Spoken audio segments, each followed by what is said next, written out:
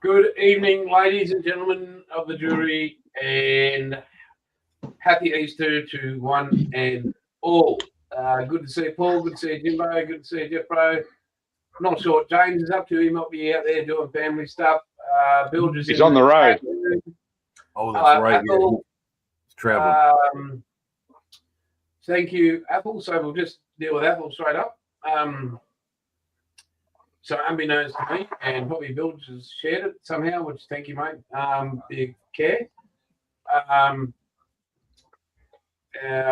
We had to bury our dog yesterday, Coda, not Kodiak, but Coda, our husky, and she was surrounded by love and family right to her last breath. And we thank you all for your lovely comments in the chat there.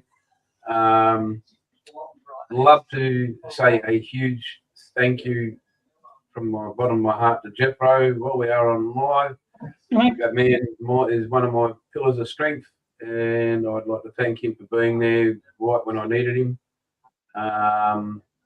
Sensational. So thank you, brother. I was a bit distraught, and well, still am. And yeah, so thank you very, very much, Jeffro, for doing what brothers do. So thank you.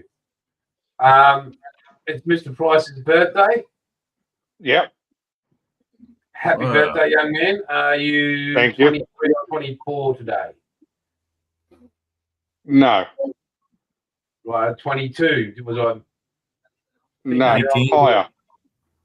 Higher. I'm not playing this game. No, 65 today. Paul. 65, mate. You don't look a day over 70. Well, are you now official pension age, Paul? No, 2 years to go. Shut up, Scott. Not being very complimentary there. No, not really. I mean, next year will say that Jimmy's bloody 98 when he's only 97. I mean, shit. I don't look a day over 81. It's not the use, it's the mileage. We've got big love for you, Jim, but we can't believe those kind of stories.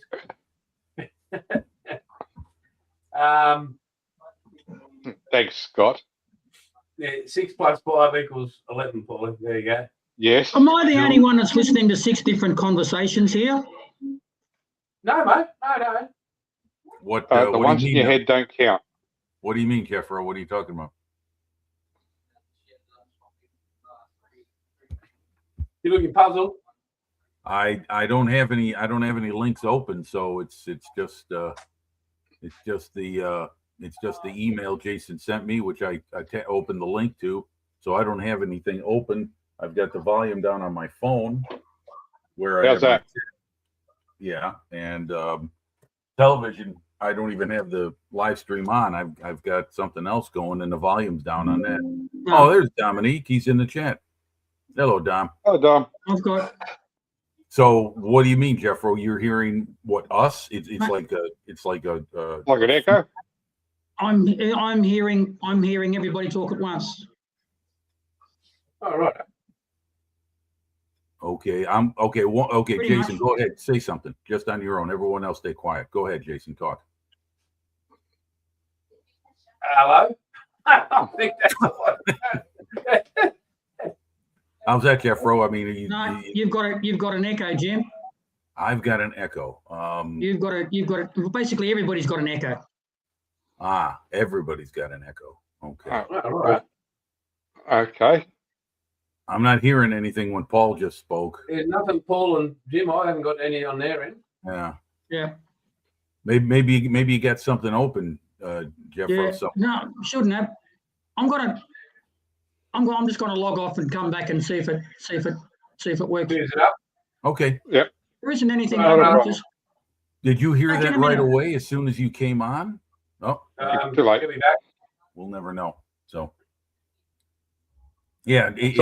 Ethel doesn't hear. Right. Ethel's not getting an echo. Yeah. Can't be on the stream today. Danielle has an appointment coming up. Okay. All right. No problem. That's all right, Dom. Happy Easter, Dom. Jeffro and I were discussing, I think sometime today, do you have Easter in the Netherlands? Well, I'm sure he does. he didn't have Christmas. Well, Netherlands are. Oh, there's Harry. Harry. Oh, Harry. I believe the Netherlands are basically a Catholic nation, right? I mean, kind of like France. Do they have Yes, they cheese? have Easter. Do they have Yeah. cheese I eggs? mean, they observe the Easter holiday. Yeah, I mean, if you mean as far as religion or just observing the day itself? Oh no, as in, do you get Easter eggs? Does the Easter Bunny come to the Netherlands? Oh well. Where did the Easter Bunny start anyway? Kind of a silly question, but Warner You know. Brothers. No, he came before that. There's some really dodgy pictures of from like 100 years ago. Somebody's dressed up like a really, really dodgy rabbit, and they're screaming kids because they're terrified of some giant rabbit. It looks really bad. But, sounds I like mean, something that would come from Germany. I remember one sermon Dad did. Like everybody was going. Somebody was there. He was saying, well, he was trying to get a message that Easter's not about the Easter Bunny and eggs. And somebody said something. He says, well, how many eggs have you ever seen a rabbit lay? So Yeah, it's weird. But he had a good day, the old man. He done all these Easter morning services. So yeah. Okay, well that's good. He's a bit Jeffro, tired, by the way, Jeffro, how's the sound now? Yeah, it's good, mate. Yeah. Okay, I just all did the normal thing. I normally turn on YouTube, and then I go to the link so that I can get through to the to the chat, and it goes through, and I've never got a problem. But this time, I had a delay. I'm listening to six Okay. different people talking at once. It was almost like the voices in my head were going all at once. Yeah. So how's that different every other day? Well, I could normally pretty much deal with it when the voices in my head are going all at once, but when I don't know. When you're hearing the voices of work today. others, is that what you mean? When you're hearing the voices of others, it's a bit too overwhelming. I don't generally reply to them unless I think it's an argument that I can win. I never answer back. I just keep I talking. really do. Yeah, I don't listen, so I just keep yapping. I don't, I mean, like when I'm building my models, my dog goes upstairs because inevitably I'm going to do something. I'm not going to throw anything on. I'm going to be like, I could be working until you son of a bitch, you fuck, something like that, and the dog will be like, uh-oh, he's mad, and he'll take off. I'm like, Bear, I'm going to start working on a model. You better go upstairs. So after yesterday's, I just keep all my curses inside my head. So after yesterday's absolute tragedy, I went out and played golf, and I was paired. My other partner that I normally play with, Bruce, his poor wife had a fall and cracked her head a bit, and she was in a bad way, and so he pulled out, unfortunately. So he missed golf. I said, "What happened, mate?" He says, "Yeah, that's what happens when you talk back." Bruce is about 76. There's an Australian name for you, Bruce. And Have one guy named Bruce living in Australia. anyway, I get paired with this. Thanks, Sarah Jane. Oh, hello, Sarah Jane. 10-year-old. Hi, Sarah Jane. He's an absolute weapon. Everything went straight, and I'm like, "What's this bloody witchcraft?" Like, hey, you can't be having that. And he's got this 32 handicap. I'm like, handicap my ass. So, but it was very good, and we won the day, $180 each for the day for winning. So, got to be happy with that. Is he normally a real sharp golfer? Like hits the ball as good as he was yesterday? Well, so his name is Campbell, and him and his father emigrated to Australia and father in 2019 from Scotland, only an hour from St Andrews. Oh, they're born in golf land. Yeah, but then like he stands on the tee box and swings, and you'd think it was Rory McIlroy having a practice swing, like the whole body, and then the little shit decides to show off by bending over and picking up a ball off the ground. What, with his kilt down? Without having to get down on his knees and pick it up, he just bent over and picked it up in front of us. No praying at the hole. So, Well, Yeah, you know, it was, You realise another 5 years is going to be whipping your ass. oh, mate, he was whipping it. Oh, he didn't whip it yesterday on. But hey, he some was, people are hot. You know, it was a pleasure to watch a 10-year-old not on his phone, not talking about games or crap. He was out there competing with men, and he was very respectful, and it was just great. You know, like it was like I thought his dad must be so proud. Like, you know? yeah. Oh, I guess. Yeah. Oh, Jeff, he was using a Scotty Cameron at 10. And that is? That is a putter that is worth about $1,000. Okay. Yeah. Well, he's obviously well connected as far as having the right equipment, I'm guessing.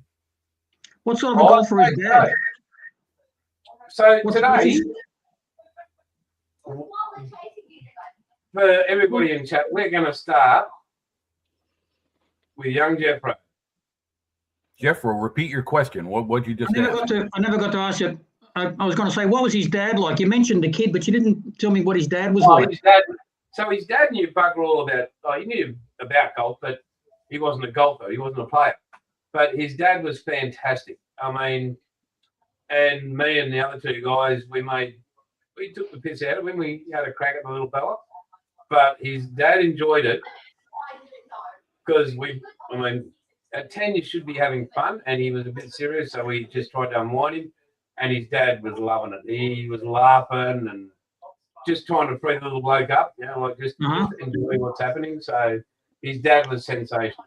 So and his dad, as I said, have you got relatives still there? And he said, yeah, they're about an hour away from St Andrews. I said, any chance they want to go for a drive? Pick us up a couple of souvenirs. Okay. So, no, it's just lovely everybody. So Yeah. it was just great. Yeah, Masters is next Thursday or this Thursday. Yeah, you get to watch it at a decent hour, Jimmy.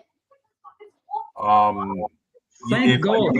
If I can, I don't have broadcast television available to me in my apartment where I live. I don't have a cable box, and I don't have an over-the-air antenna. And I think the first 2 days are on ESPN anyway, which would mean I'd have to have paid television, which I don't have. So I can catch up on highlights on YouTube. Well, I've got a thing called KO Sports, but you probably can't receive Australian content. Yeah, I'll probably be sent to a gulag if I did. Yeah, so American activities.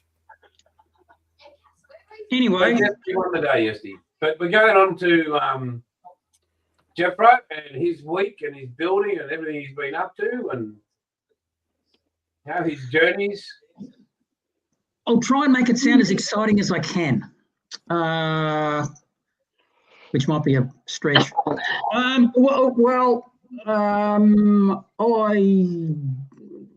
start of the week was a little dull. Nothing much happened, but then I had to take my camper trailer up to its place of manufacture up on the Gold Coast, where I had to get some stuff done to it. I had to get a solar panel installed and an inverter, and some little trouble I had to get done. Time out, mate. Can you rewind all that when you found the ICM models? What? When you found the ICM models at your local hobby store that you lay by. What about it? You didn't mention that. No. Well, all right. He's okay, getting to it. Okay, you remind me. I was getting around to it. Like I said, I was trying to make it sound exciting. All right, okay. So, cut a long story short. So I went up the Gold Coast and I had 2 days getting my camper trailer fixed, and now I've bought it. It's all come back. My camper trailer's all fixed, and that's all great. Not living in the big smoke like I do. We don't have any decent sort of a hobby shop in big place like Coffs Harbour, which is really annoying. So rather than sending away to getting stuff delivered from B&A,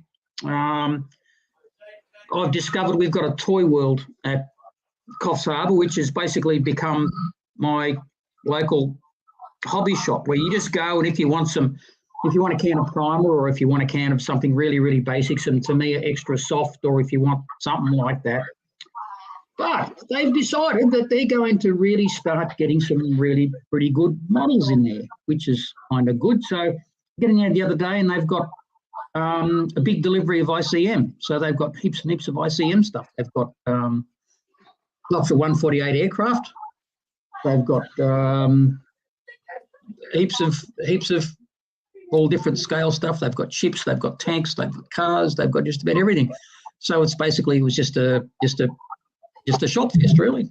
That was other than that,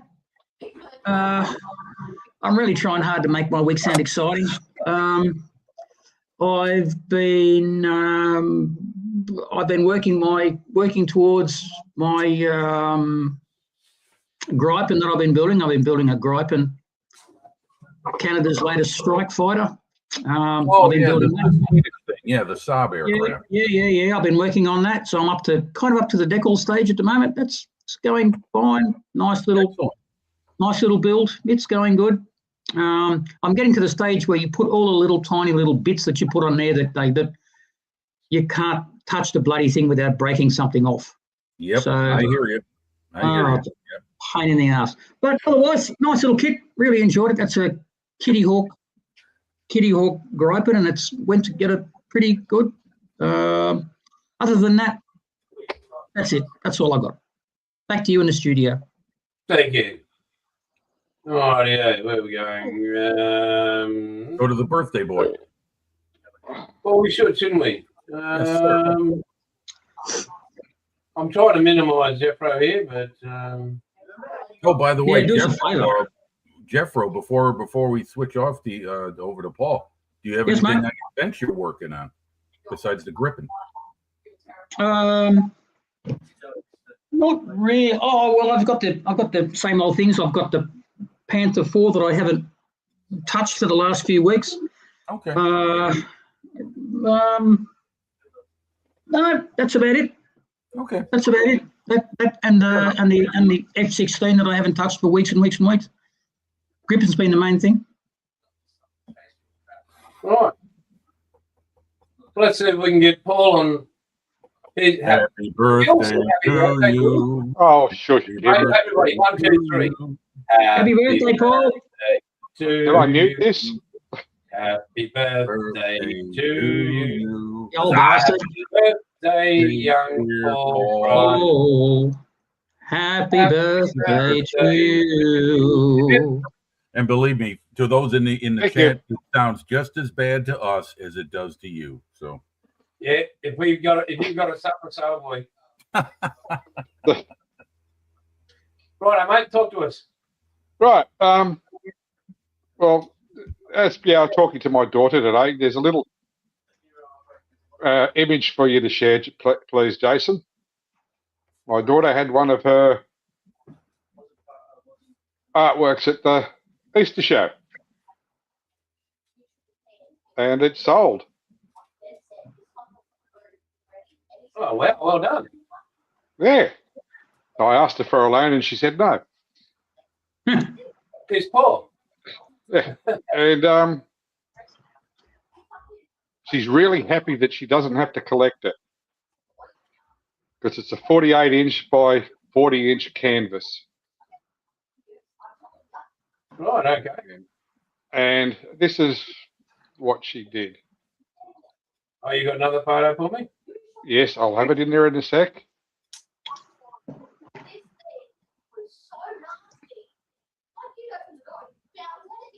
Come on, computer. There it is. Yeah. So that's the painting she did. She did a whole series of them. Wow. There's that one. There's In the morning. the Predator. And at least she laughed when I said it was a portrait of a mother.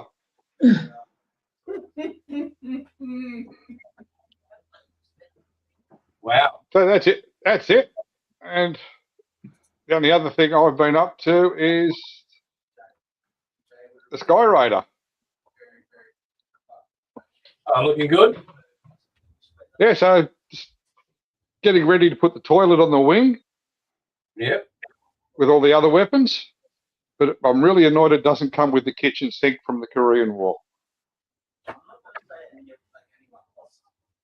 Because they actually loaded it up with the kitchen sink during the Korean War. I would have loved to put that on there as well. Oh, So it's got plenty of weapons to go on it. yeah, she's got a few.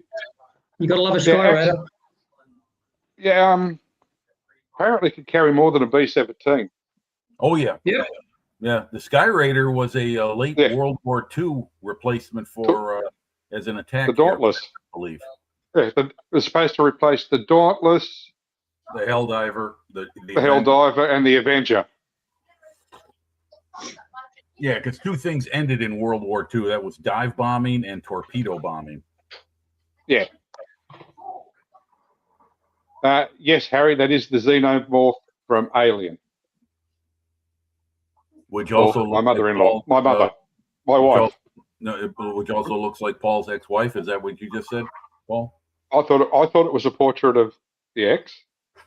You're just saying it's a portrait of his ex-mother-in-law. All right.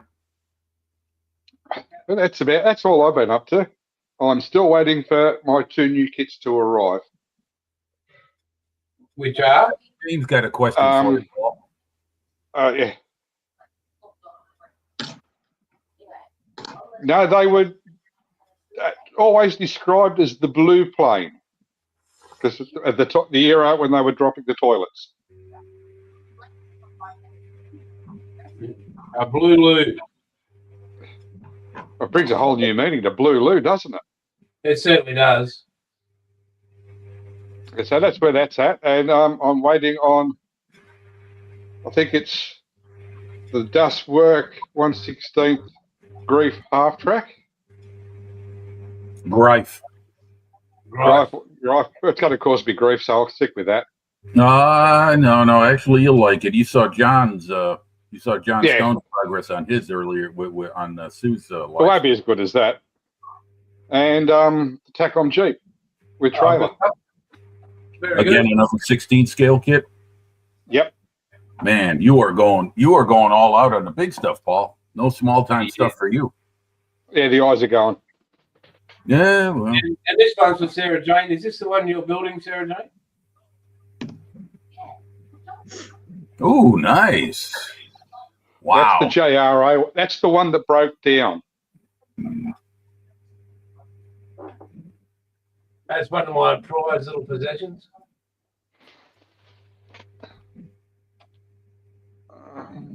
Never taken Can't it reach out. Can't reach my Jag. It's at the back. This one. Very nice. Very nice. She's doing the Walkinshaw one. Jason, Harry's got a question. I think it's for everyone, including chat.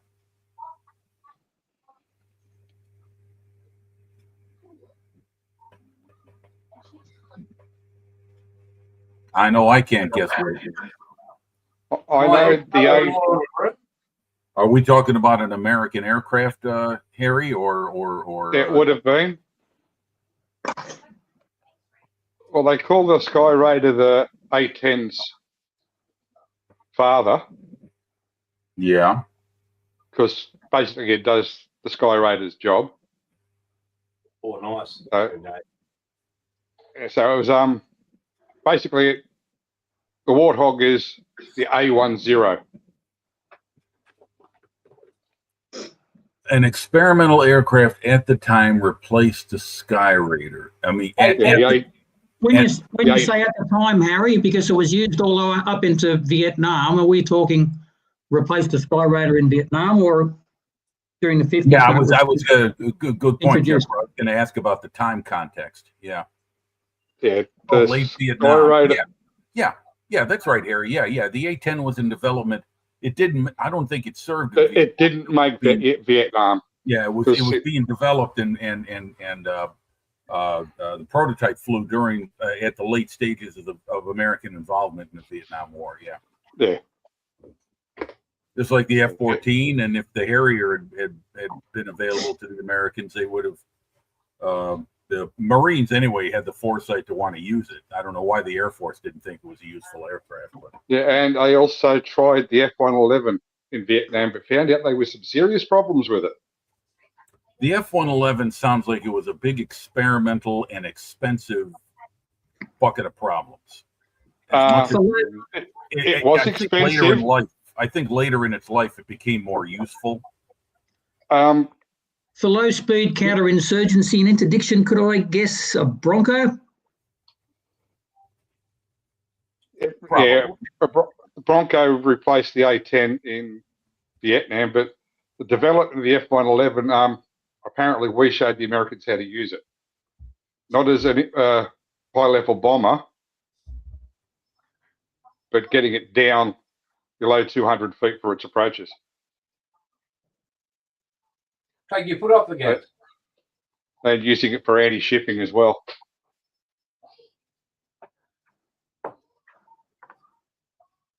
Right. Yeah. Didn't like the humidity. Wings fell off.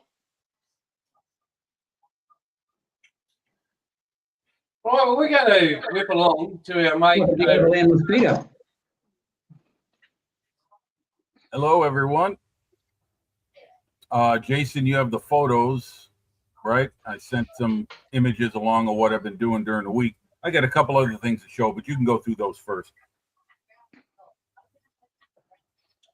And there we go. That's the work on the. I shall be back in a few minutes. This model here, the Key 100, the Otaki kit. That's a continuing effort on that model. That's my 48 build. So I'm progressing on that. I've been spending most of my time. That's the canopy I masked off. That required a lot of coffee and a long time for my eyes to get back into my head after I was done masking that. A sharp blade, nerves of steel, and a lot of downtime after I was done. There it is, coated in Mr. Surfacer 1500 black primer. The stand I bought from a friend of mine on Discord, on the Micro Machines Discord channel, and it's a nice tool to have. I can now hold aircraft steady on that while I use two hands to use the airbrush to paint the model. Very good. And I do have some very, very serious tremor problems with the left hand. Yeah, well, thank you, Sarah Jane. I appreciate that. Yeah, and there it's a difficult image to see, but that's all the stuff that I painted black while I primed. You know, the wheels, propeller, landing gear, blah blah blah. It's not a very good image, but you know, there it is. And there's another photo of the airplane in the spray booth. That's 1500 Surfacer. You know, that stuff is really good. It's too thin though for aircraft modeling. The way I build models, I need some thicker stuff that'll hide a lot of my mistakes. So I've got 1,000, Jim. Yes, Paul.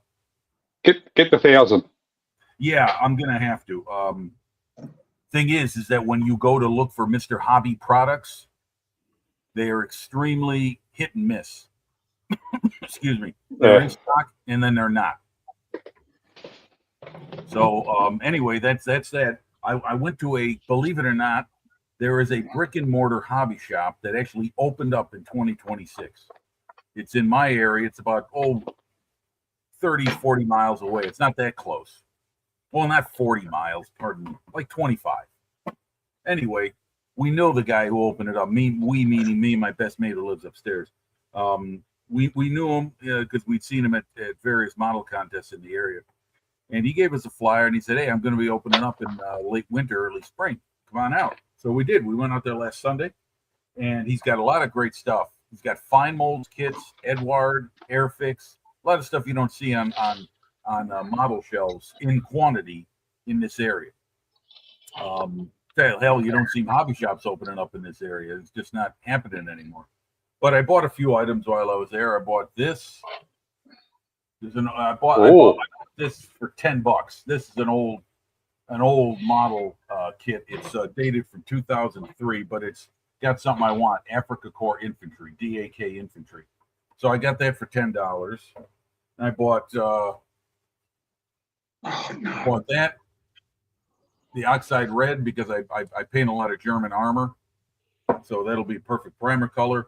And then I bought this AK Real Colors in their new eyedropper bottles, which I really don't like. I prefer the old 10 mil glass bottles, which are a lot easier to work with. You know, here we go. Here's an example.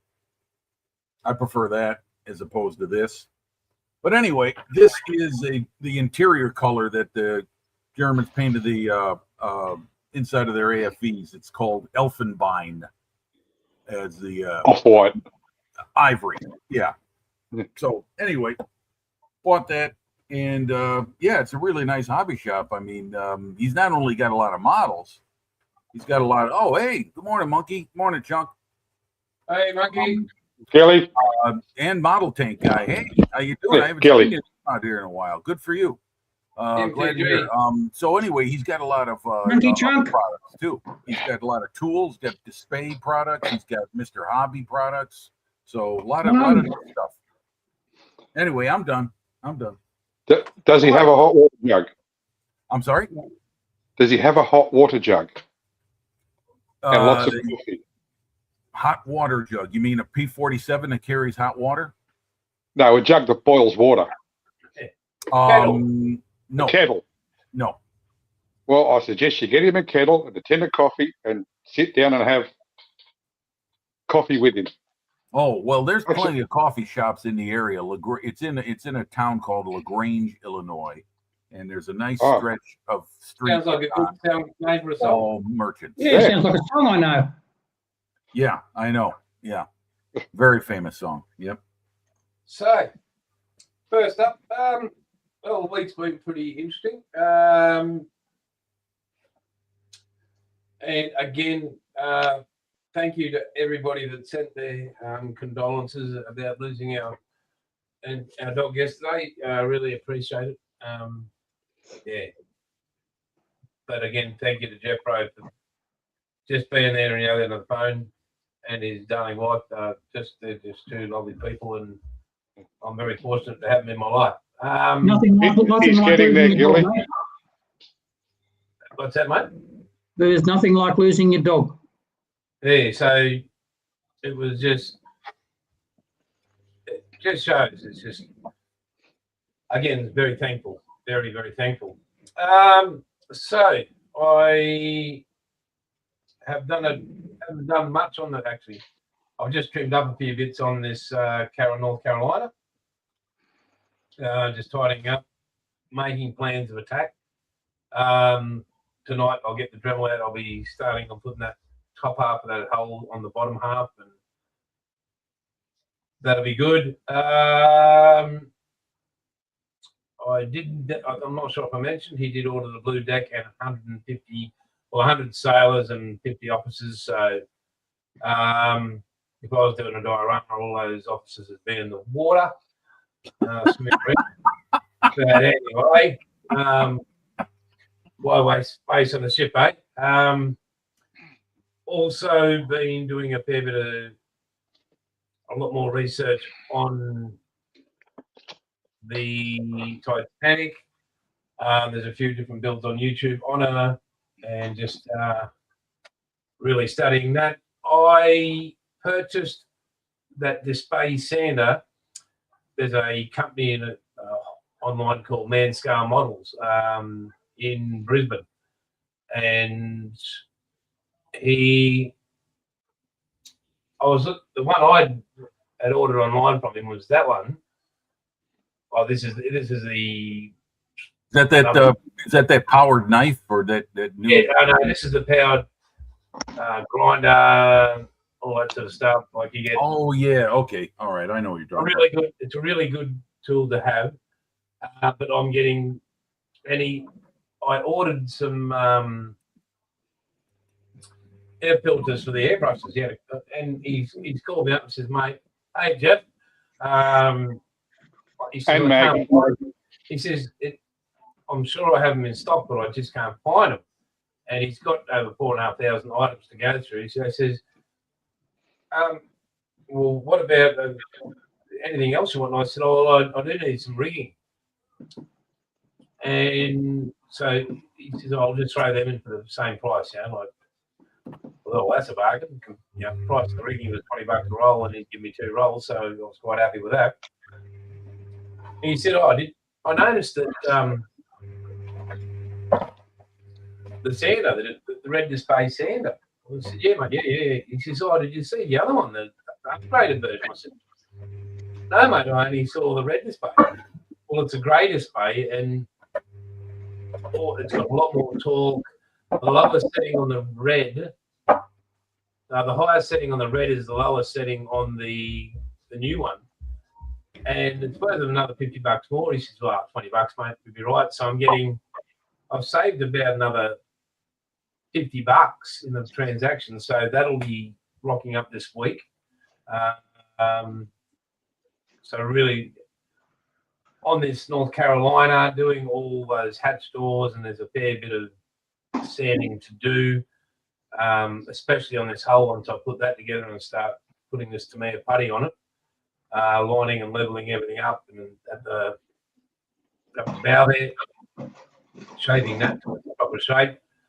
It's going to be really, really handy to have. Other than that, not much. I think I've got a second wave of whatever is going around because I'm starting to sniffle again, which is really shit. Scored well in the department this morning. Even got a cherry ripe Easter egg, so I was quite happy with that.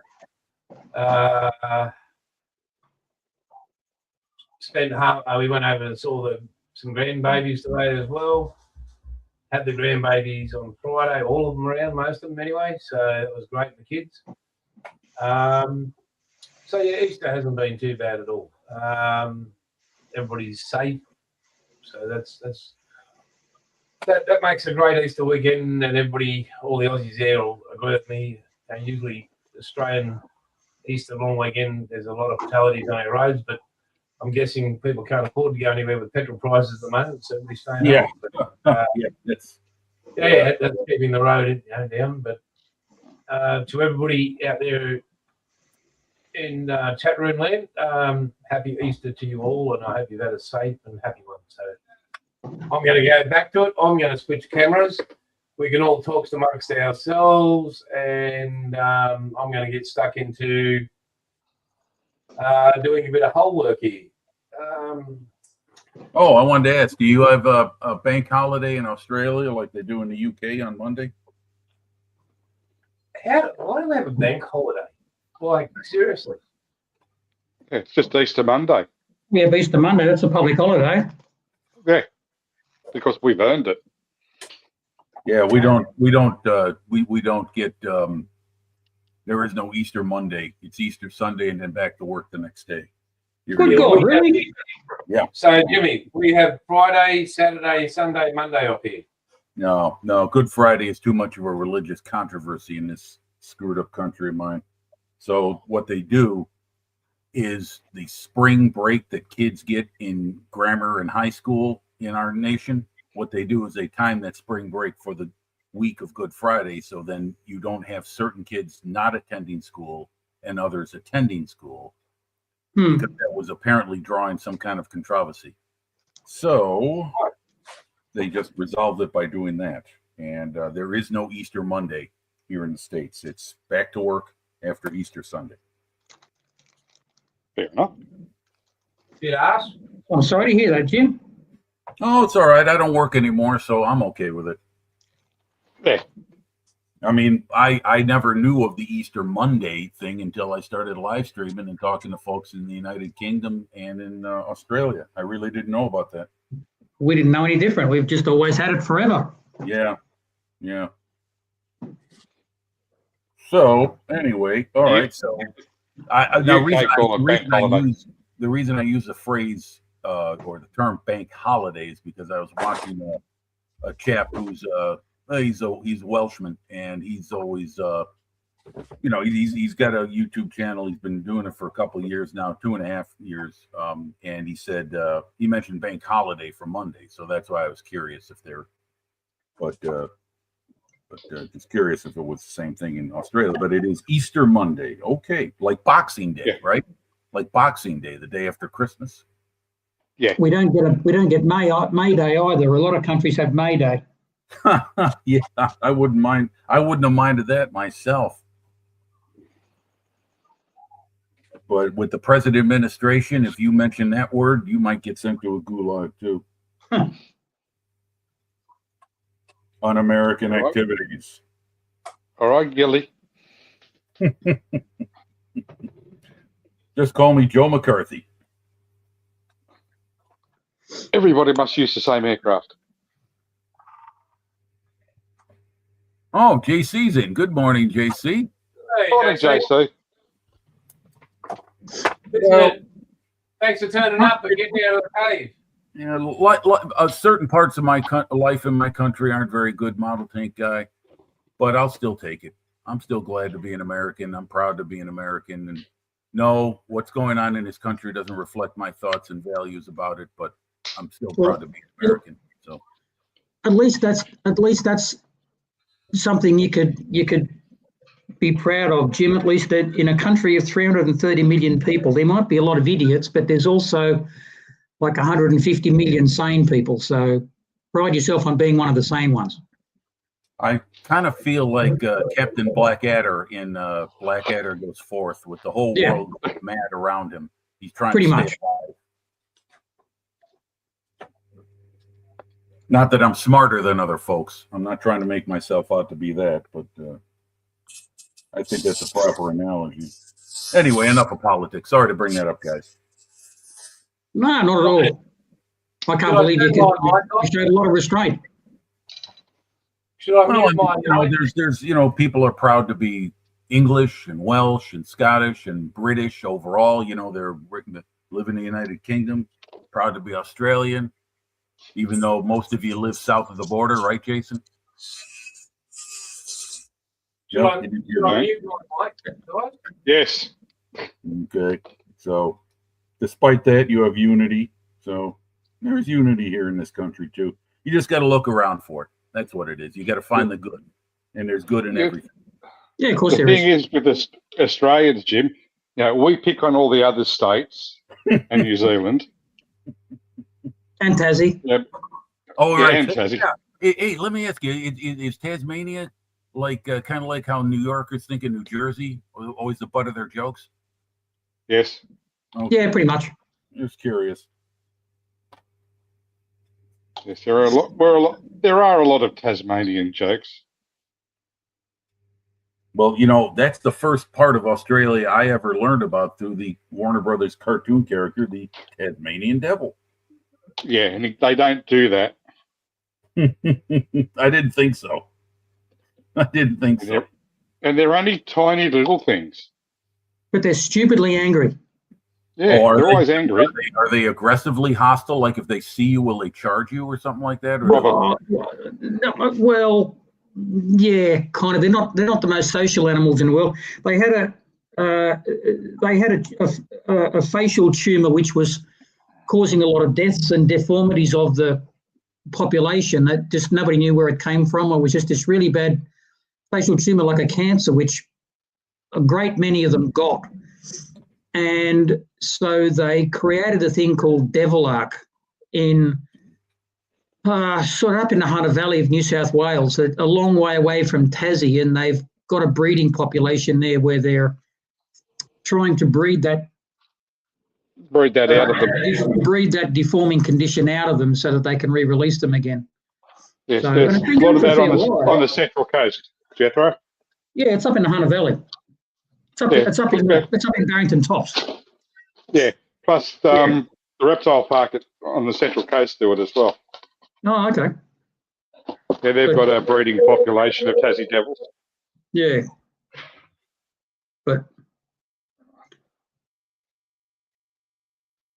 And a pet alligator that they named after my ex.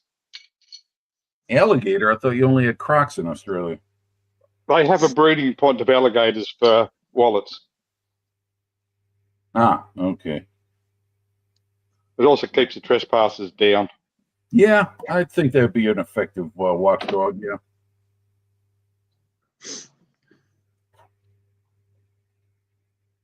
One time I took my kids to it. We're walking on the bush trails around it. I had to make the kids stop from running ahead, and dirty great brown snake walked across the trail. Speaking of that, I was going to say, did you watch the latest? Did you watch Friday's installment of Australian Armor and Artillery? Yes. Ron working on the Sherman. Did you see the snake that he was not chasing away, but letting move away from him? When what snake was that? Was it black? Wasn't it? So it could have been a brown snake, or it looked like it wouldn't. I wouldn't want that thing anywhere near me. No, you wouldn't want it inside a Sherman with you. Yeah. I like how when he went to his spares container. Yes. Looking for drive shafts. Yes. I don't know where I'm going to find them. Oh, I've got one or two. Yeah, I think I got one or two. Yeah, I love Ron. He doesn't waste any time. That guy just gets to work and does it. Yeah. I remember the first time someone saw him roll the tank over to clean it out. Oh yeah. They went, "You're doing what?" Yeah, it's like, look, you need to turn it over. Okay, it'll be done. Coming right up. Take the turret off. Get the gurney out. It's clean. Yep. That's what I like about him. I think he spreads himself kind of thin as far as work demands, because I know he works as a volunteer more or less for the museum, right? So he doesn't really have a lot of time to mess around. He's only got a certain amount of time he can dedicate to that. So he's got to get to work. It's like, nope, got to get it done. So let's get it done. Have you seen his collection? No, I have not. He showed you part of it during that part of the Sherman build. Something that's been taking up his time. The grant that he had outside. Oh, okay. All right. He's got a couple of grants. Again. I must have seen it. And I think he's also got a Stewart. I think I saw the Stewart. Yeah. Yeah. That's nice. That's nice. Oh.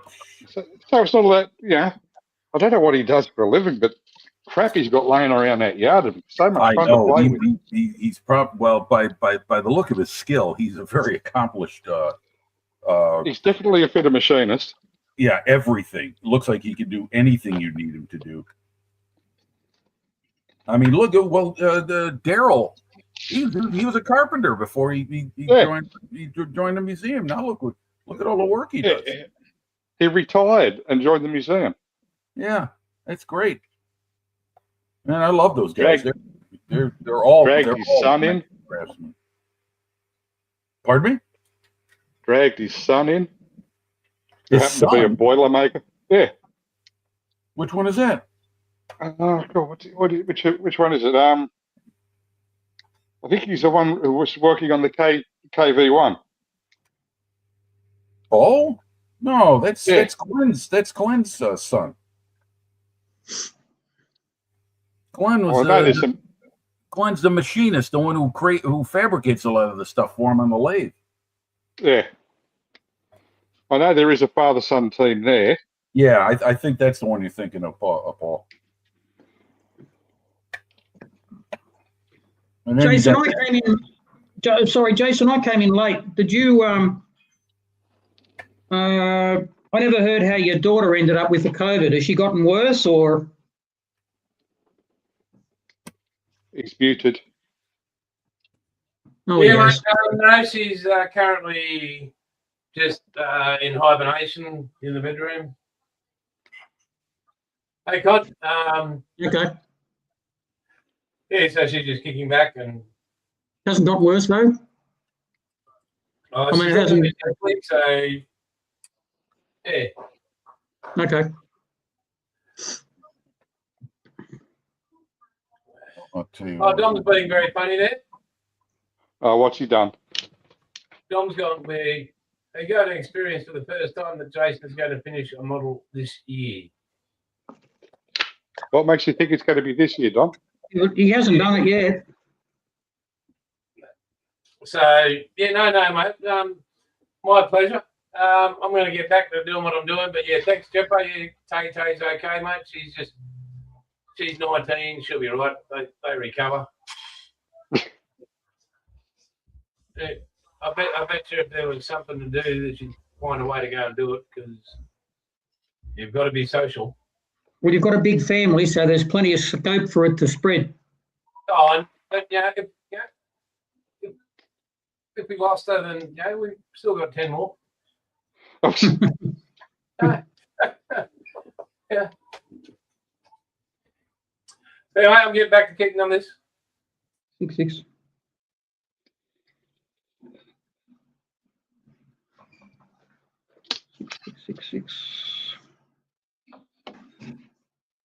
As Sarah Jane was saying about the Sky Raider before, the grey and white ones were mainly Navy aircraft.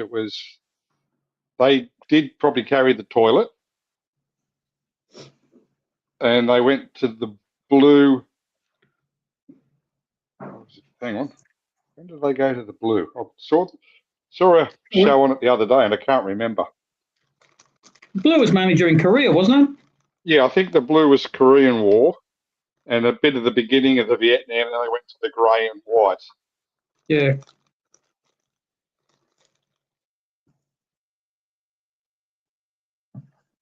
Yeah, the gold, grey, and the white. It's a great scheme. Any high-vis scheme is a good scheme. Now I'm a boiler chef. Oh, Con's in. Hello, Con. I didn't see you come in. I'm sorry. I wasn't looking at the comments list. Hello, Con. Hey, Con. Sarah Jane. 31, 33, 34. 31, 32, 33, 34. Oh, Tin Man's in. Hello, Tin Man. How are you? Everything, Tin Man. Yeah. There we go. All right. Blimey. That's all I can say. Why? Well, this multi-part. You could think of some other words. This multi-part assembly for this Panzer IV hull, I think, is going to go okay, but it's really it's a good challenge. It definitely is requiring me to really pay attention to every joint that I'm gluing together to make sure it's square and fits proper, because it's about 8 parts that go into making the upper hull in this Panzer IV. I mean, this is mini art before mini art. Okay. This is the one. Is this the one you were making a few weeks ago, Jim, or is it a different one? No, this is the Dragon Panzer IV Right. Version J, the late war one, with the screens for the armor skirts instead of metal. They were down on material so much they were using screen material for the last of the Panzer IV. Yeah, okay. It's a really nice model. I mean, it is just it's so Dragon. I love Dragon armor kits. I'm a sucker for their 3-in-1 and their smart kits. I've got a lot of them. But anyway, this one, when I bought it a few weeks ago at a swap meet, it was just gnawing at me. It's like, build me. So that's why I'm sitting where I am. This is where my best mate normally works on his model, but he hasn't worked on a model in a long time. So I asked him if I could clear this space out and use it for this kit. So I am. And this thing's going to require a little bit of work, but it's okay. It's all right. It's called modeling. Yep, exactly. There you go, Paul. Bingo. So I'm going to just keep on fitting this thing together nice and careful, and I'll still screw it up, but what the hell? Yeah. Well, I'll tell you what, I know this, guys. I prefer to build armor more than aircraft. I don't know why, but I cannot.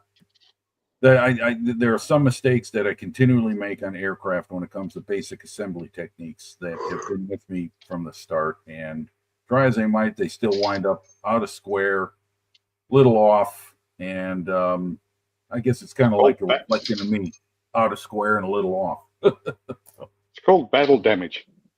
Yeah. Wear and tear. Well, I know this. The next airplane model I build, I'm going to build something a little bit more state-of-the-art. I've got a couple of nice models that I've been hanging on to, And the reason I build these Otaki airplane kits because they're simple and they go together quickly. But I forgot that with those older models, a lot of the basic design and engineering of the kit is, well, of its Didn't time. happen.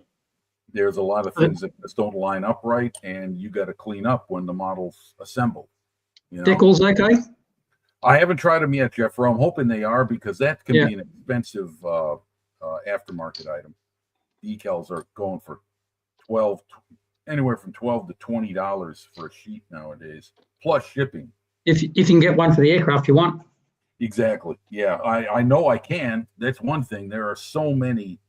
What am I going to? Trying to say cottage industry decal makers now, and they're all very, very good. I mean, I've used some, and they are excellent. Most of them are just outstanding quality. Yeah. But as I said, the cost. I really kind of enjoyed making that technical that I made a couple of weeks ago, the one of the missing bonnet. It was really interesting, just making weathering it and putting the mud on it and everything. That was really good. I really enjoyed that. And so, not just ICM, but they've actually got a heap of Meng and AK things in at that Toy World shop here as well. So, and they've got a couple of the another couple of those little technicals in there. There's a Toyota, and I think there's another one in there. I might grab one of those too and just have another go at one of those.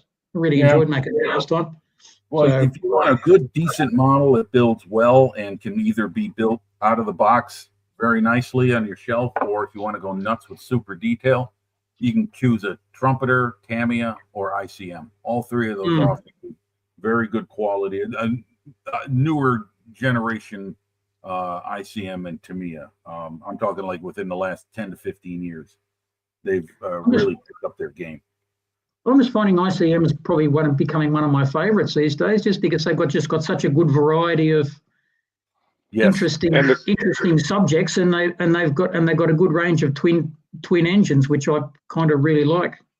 Yeah, you got to get the boat. Do a few different versions of everything that they come out. If they'll do 2 or 3 different versions, which gives you a lot of variety. Yep, got to get the Beaufort, Jeffro. That's a funny thing. They had 3 different versions of the Beaufort. Yeah, and I saw one of those, and I thought, yeah, that looks pretty good.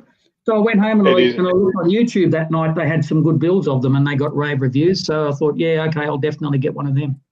It's a great kit. Yeah, yeah. Now, I converted mine to the Australian one. Yeah. And if you don't want that, build something that large, Jeffro, because it does build up into a pretty big model, Airfix makes an excellent group of Beauforts in 72nd scale, and they do have one in Coastal Command markings and others in RAF. And I'm sure I'm sure there's somewhere in one of those variations they offer Australian markings for. Yeah. No, they don't, because they don't do the Australian version. Ah, okay. The Australian aircraft was slightly different, Jim. It had different engines in it. Ah, okay. Okay. It had the Pratt & Whitney 1830s in it. Yeah. So were Australian Beauforts assembled there in Australia? Yeah, they were built here. Yeah. Built here at Redfern and down in Melbourne next to the Beaufighter. Okay. Now, is that the same? Was that the same for all the planes, like Hurricanes and Spitfires and everything you got from the UK? You built them down there? We only ever got one Hurricane. Oh, really? It was only ever sent out here for trials, and we never used it because we had the Mark 5s, then the Mark 8s. Yeah, you wouldn't need Hurricanes if you had those Spitfires. And we had plenty of Kitty Hawks, the K's and the N's. Yeah. And by the time plenty of Spitfires. We had all the Spitfires. A few Mustangs, the Mustang production had come online here. Mm-hmm. I think that stopped in the 50s when we started doing the Vampire. They had there was a fault with the Beaufort there for a while. They used to crash a lot, and so the squadron commander one day he said take a whole one, take one that's flying perfectly well and pull it to bits and find out what's what the fault is.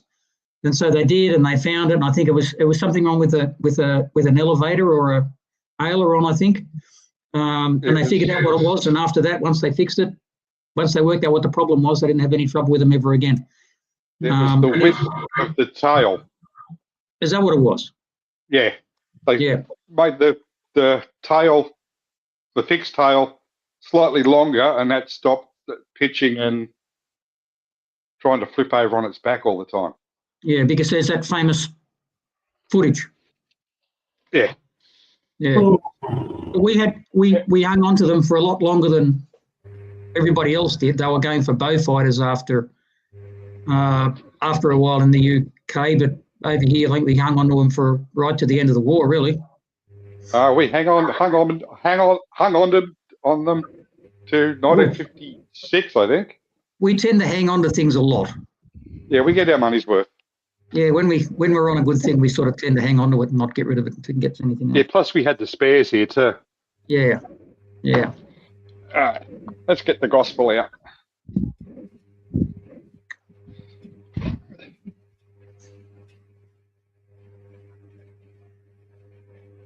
This one of the reference books I've got. Oh, yeah. Yeah. Oh, the mosquito was a problem. Why when is we that? started building it here, we used the glue that was recommended by Hawker de Havilland, or Hawkers at the time. But ours had a slight problem. The humidity. Yeah, the wings fell off. Oh, that would be that's a bit of a fly in the eye. Yeah, Having with mosquitoes something awful. yeah, because the glue let go after a month. Ooh, So well, that's the same problem the Germans had with that their attempt at a mosquito, the TA-154. The glue they were using just wasn't good enough. Okay, bow fighter. When did we finish? Good attempt, though. DAP Otherwise. Vodafone.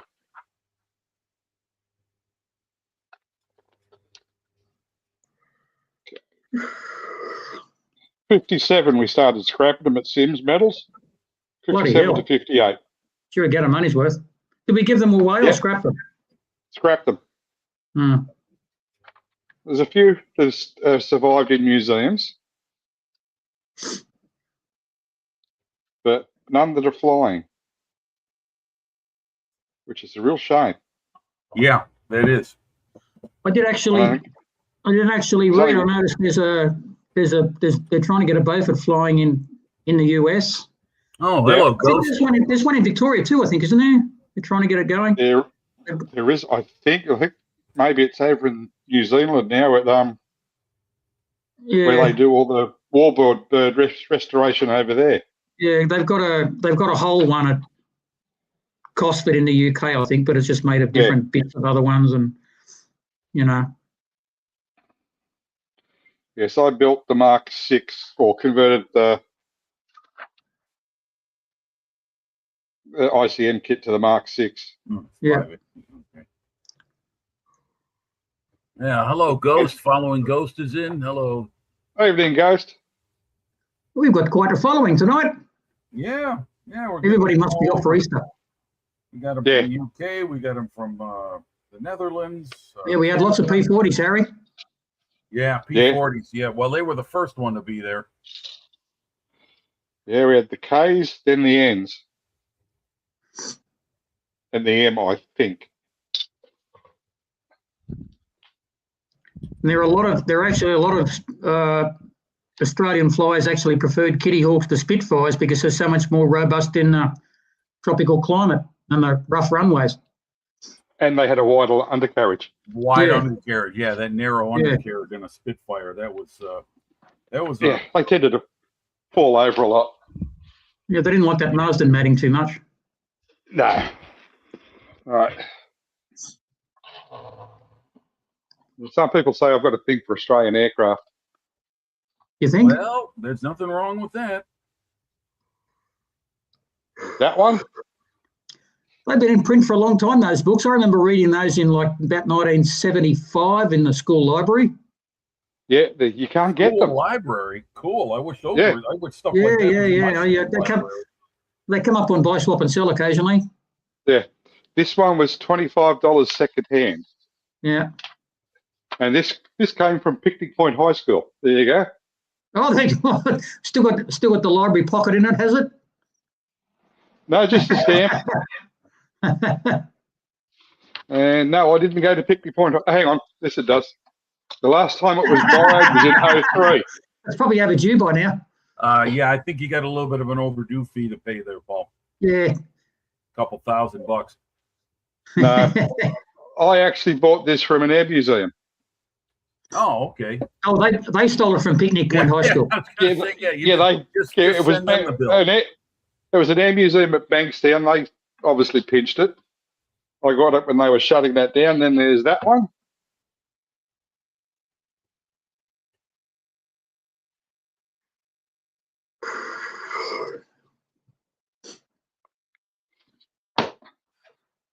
That one.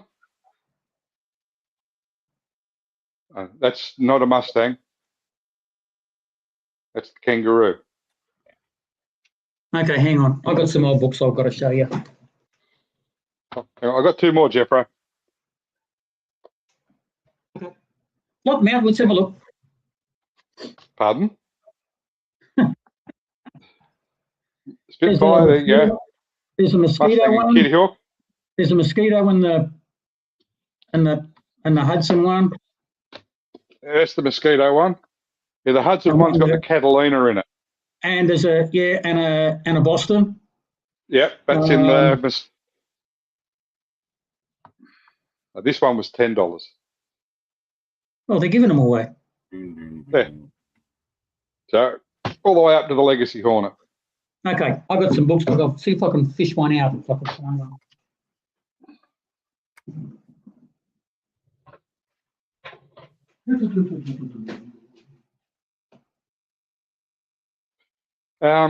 Go for it, Sarah Jane. Sarah Jane's going, I've received stolen property. She's going for blackmail.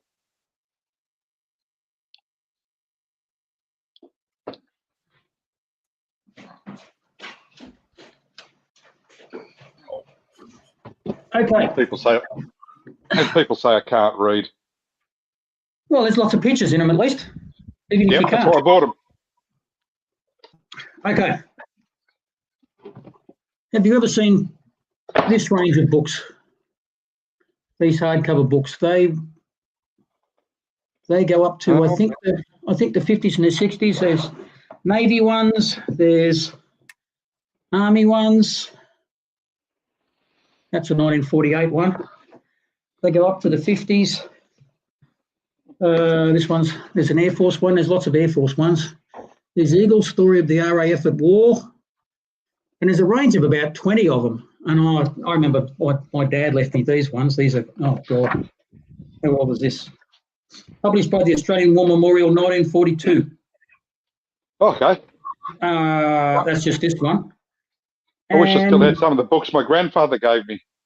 Well, How to service the duck, the Jeep. Well, this one, basically it's just, they're awesome. There's basically just like stories of particular missions, a story about some guy who was he was shot down over Borneo or somewhere and he spent a month dodging the Japanese or something. Or there might be stories of Australians serving in North Africa or somewhere like that. And there might be stories of the Scrap Iron Flotilla in the Navy one or all sorts of stuff. And they're fantastic books, but they're really old, but they're just great. You might just bring them out and just have a flick through one occasionally, and they're really good.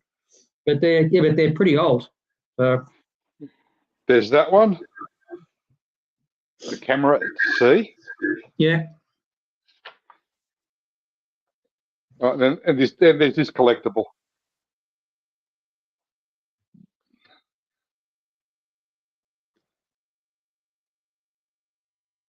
Have you got a Ford one? No. It's my religion.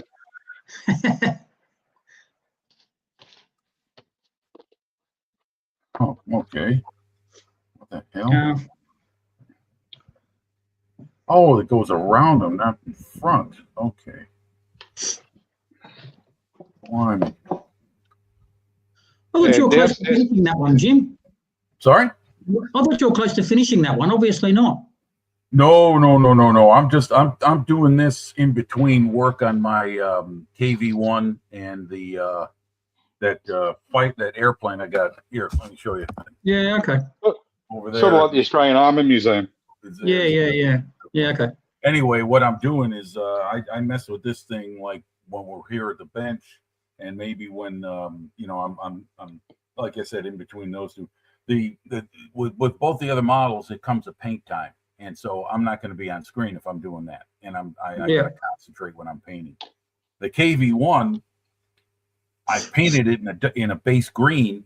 Now I want to highlight it because I've already put the panel line accent on there, the wash. But I don't know if I want to use an airbrush to highlight the panels with the lighter color, or if I want to go with oils and apply them with a brush. So, because if you do it with an airbrush, it takes a certain touch, and with my this, Yeah. it's not a problem. I mean, I can just cover it up with the original color and start over again. Great thing about airbrushing is they're micro thin coats of paint. Yeah, I haven't got a really, really thin airbrush. It's basically just one size. So I use it, and when I can't use that, I'll do something else. Do you use pastels at all?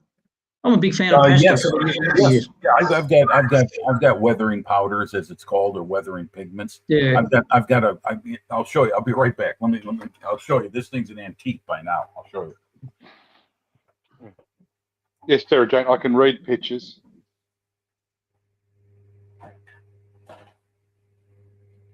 You're muted, Jim. He's gone. Okay. Now he's back again. I'm back. Hang on.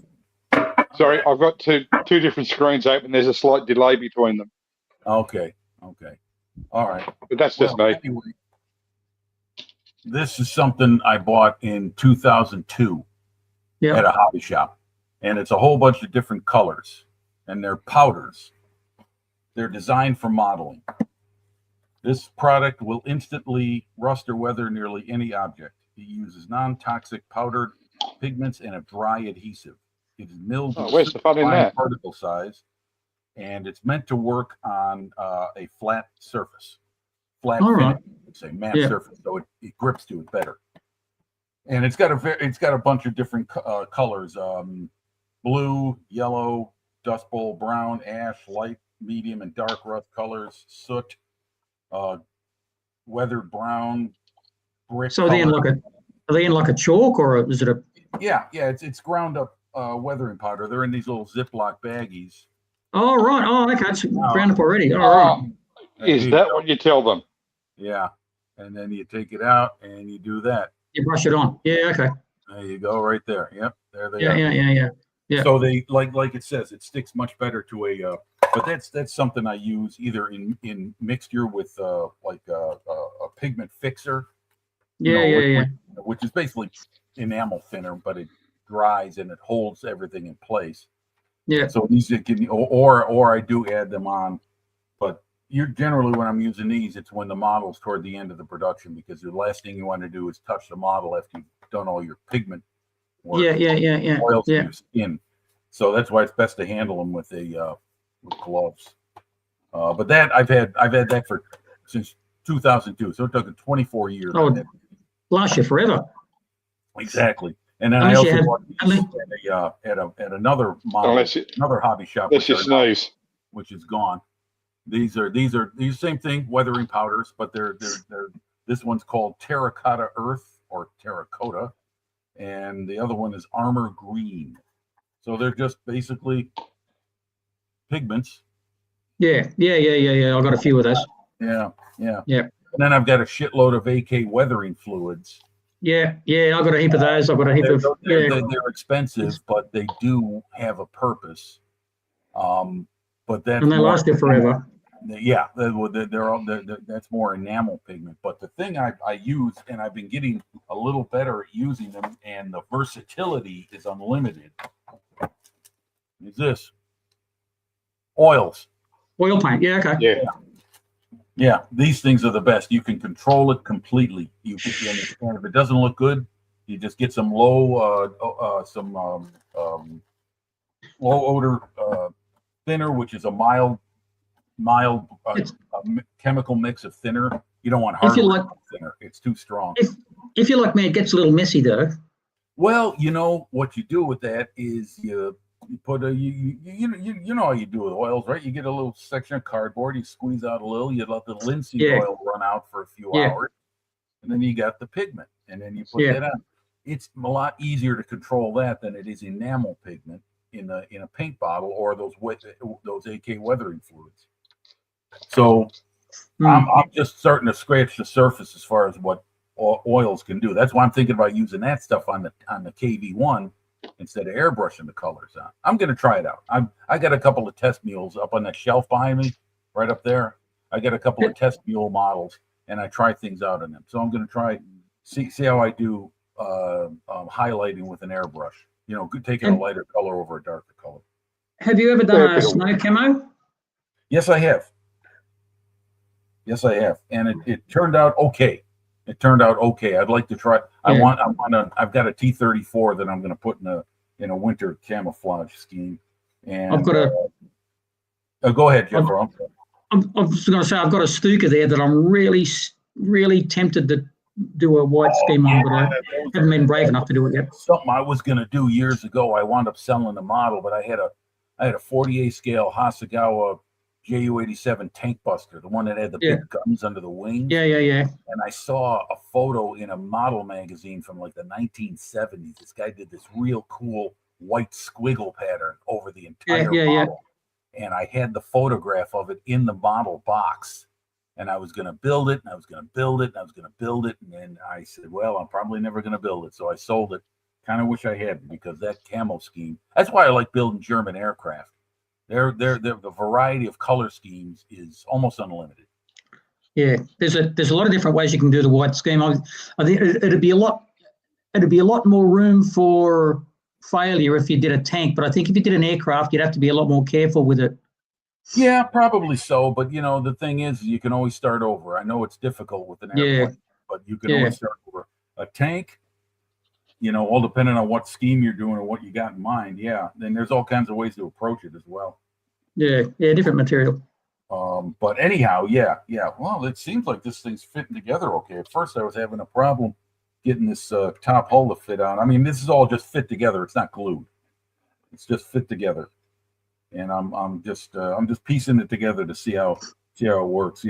Dry fit 1,000,000 times and then finally put the glue on. So I think with camo schemes, you just have a go. Well, that's true, Paul. I mean, that's what I'm doing. I mean, the sides of the hull, the upper hull, have to be glued on, and the Panzer IV, these two sides is what I just did right here. This one and this one. You know what? I don't know what's showing down on me. There you go. I saw the Berlin scheme for the Chieftain. Oh yeah, that's nice. That's nice. I just said, I went, I'll have a go at that. Chieftain is one of the few post-war armor models I would build. I'm not really drawn to post-war armor a whole lot, especially newer stuff with all those skirts and everything they got on them. You don't even know they're a tank anymore. Damn, that's a tight fit. I'm gonna have to do something about that. As long as they don't have a chook shed over the top, they're fine. Oh, no, I mean like the Challenger and the Abrams and the other tanks. They just don't look like tanks to me. I'm just an old timer who likes old traditional post World War II and World War I armor.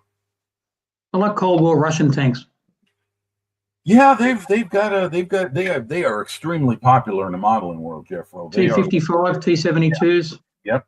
They are like the Tiger and Tiger One of the Russian branch of armor modeling. They are just super popular. People love them, and they're constantly selling. They're kind of like an AK-47. Everybody uses them.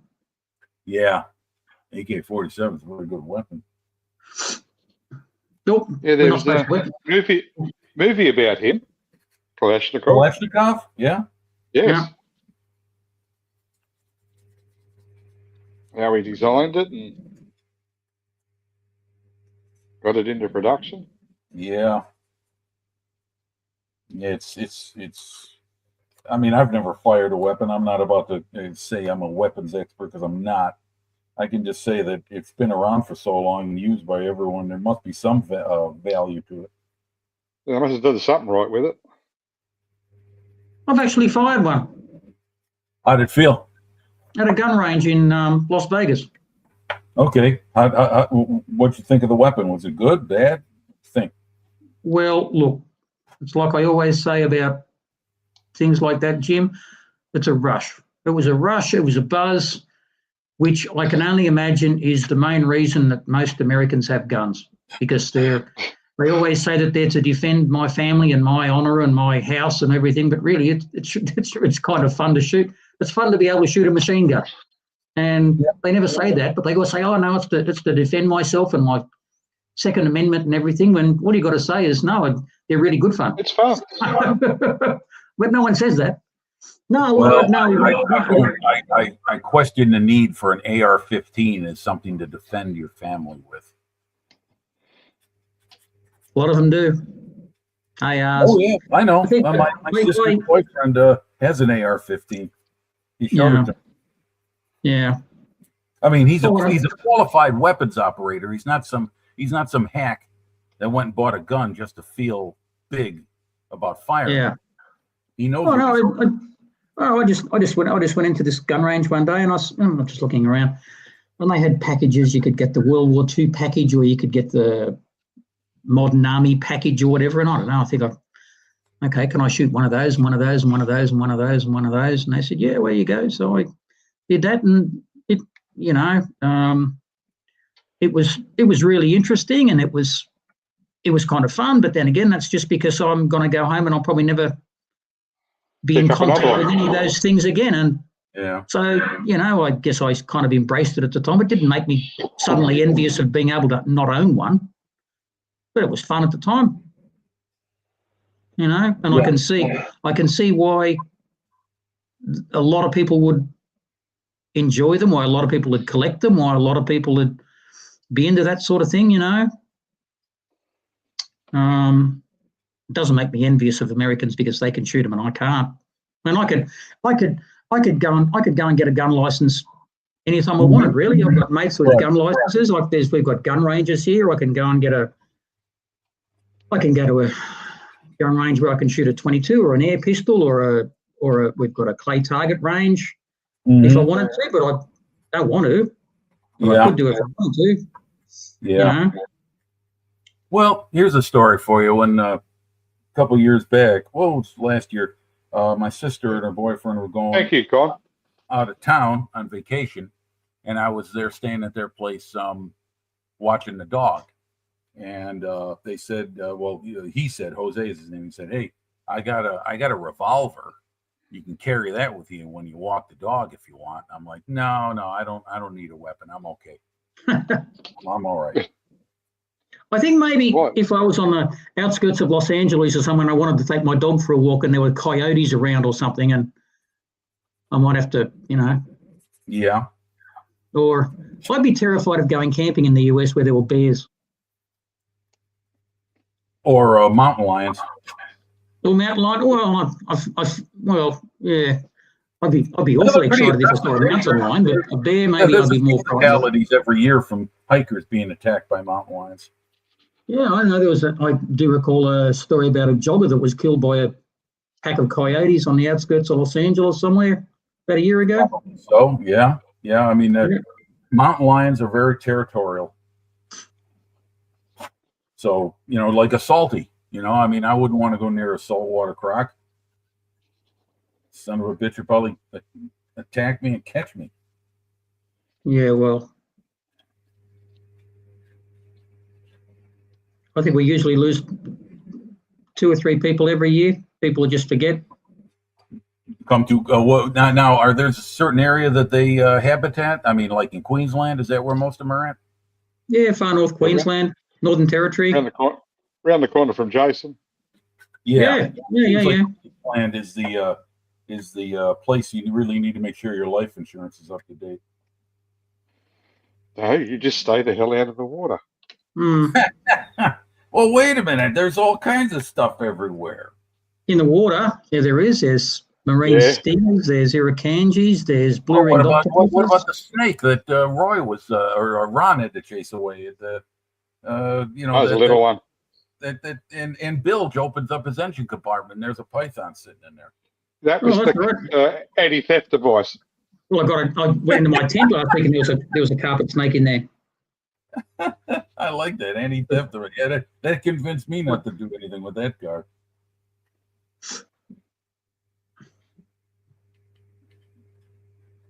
So, have you made sure your camper trailer is set up for the snakes next time, Jeffro? All I've got to do is make sure I shut the door, mate. I'll shut the doors door to keep the mosquitoes and the snakes out. Yeah. Because naturally, Yeah, as soon as what I was that one told my wife about it, she was. What was the Sorry? snake that was crawling across your camping gear? Was that a taipan? Is this the one before last? Yeah, there was a. No, I didn't really crawl over anything. I parked my 4-wheel drive there, and I've got my camper trailer just a bit behind that. And when I take my dog's usually asleep under the car, but when it's summer, I don't take him because it's just too hot. Anyway, I had a big tarp that I put off the side of my 4-wheel drive. That's just like a shelter, and you put a table under it, table and chairs and stuff. And so there was 4 of us sitting around a table, and we were just playing a board game. We were playing Cards Against Humanity. There was 4 of us there, and there was a fella on the other side of me. He looked over and he said, "Is that coming out onto your ute?" And I looked at, oh, look at me, that's a snake. And it's only just recently that the owner of the property's been telling us that taipans have been seen around there, and you're not supposed to find taipans this far south. They're a Queensland, like a northern snake. And there was a fella that had been bitten by one a couple of months before, so that's how they knew for sure that there were taipans around. And so this snake came out. It was probably about 4 feet long, I suppose, and he just came out and saw us there, and he poked around, and then he kind of turned around and sort of slid over. Settle down and back it off. Literally, yeah. He just wandered off. He was fine. We didn't freak out or anything. We just sort of watched it go, and then it just wandered off. Mm-hmm. You're always looking for snakes, especially where I go. It can be very, very thick grass, and so you're always watching where you walk. Okay. Having said that, there's only been 4 snakes in all the years I've been there that I've seen. There's lots around, but I see. I've seen 2 in the river. I saw this taipan last time, and this past time I went was the carpet snake that went into my bedroom. And that's the first time in my life I've ever seen a carpet snake in the bush. So, A carpet snake is not a good one to have near you? A carpet snake? No, they're all right. No, a lot of people have them in their roofs of their houses to keep the rats down. Oh, okay.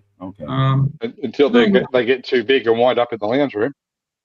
Yeah, they do get a bit stroppy if you try and get them out. If they they can get a bit kind of feisty. I've got friends that have kept chooks out in their backyard, and they've lost chooks to goannas, foxes, carpet snakes. And when they get and later they've been getting this one particular carpet snake up in the roof of their house. It's been getting into their house, and they managed to grab it, and you've got to take them like miles away, otherwise it'll just come back again because they're territorial. But that's pretty common. I mean, a lot. It's not uncommon to have houses living out. People living out in the bush will quite commonly get a carpet snake go through your house. Eating up. Carpet snake, if it bites you, that's not bad, is it? I mean, will it hurt, but not it can poison you? Yeah, they don't have fangs, but they've got very, very fine teeth that face backwards. Oh, It's just to grab hold of something, and they've got a lot of bacteria on them, so you'll get sick if you get bitten by one. Okay.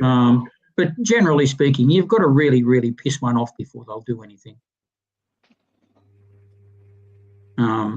Okay, all right. So that means they're okay. They'll go their way, and you'll go yours, and everything will be all right. Yeah, because you say give way to snakes. Well, yeah. I mean, that's a good thing to do anyway. I know, unless you're Steve Irwin. I mean, they do more good than harm. I mean, they get rid of pests around your house and everything, and that's fine. Right. Okay. But I mean, you tend not to want to go out and get a drink of water in out to your kitchen and see a carpet and step on a carpet snake on your kitchen floor. Yeah. That happens. Yeah, probably the snakes too. And they're common. They're common. The bloody things are everywhere, but they don't generally hurt you. They do tend to take you by surprise when you jump up into your tent and you find one sitting in your tent curled up.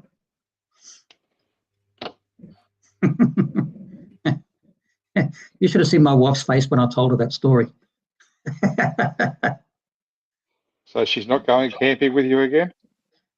Well, only as long as I make sure that I shut the door. Keep the mosquitoes out and keep the snakes out. Yeah. Yeah, make sure you go down to Coles and get a packet of snake baits. To go with the Mozzie coils. Well, this is going to be fun and joy, gentlemen. Oh, look who's alive. Hey, look who's talking. He's alive. Yeah, this is going to be fun and joy. I've lined up everything on this top hole, top section, and then now putting the decking in here. The gaps are just woohoo. This would be what I'd like to label as what I do label as a progressive deck. Everything's got to be lined up here, these three pieces. Nice and on the money. Yes. And then section by section by section, it'll have to be put together. As in glued right along this rim, bit by bit by bit by bit, and activated like using the CA activator. Yeah. To make sure it holds in place, because it's got bends everywhere that shouldn't be there, gaps. Have you got your batteries and your LEDs all worked out to be putting in the hole there before you seal it up? I certainly do. I've got plastic stock over there, so what I'll be doing is in this section here, cutting out a bit more. The reason I'd only just cut down the center is it just gave me that chance to flex it out. I'll be taking it out and out once the LEDs and everything in there. I'll use the plastic stock and mount across each part of the framework here. And so that'll put the strength back in that section. And I can go from there. So, but yeah, that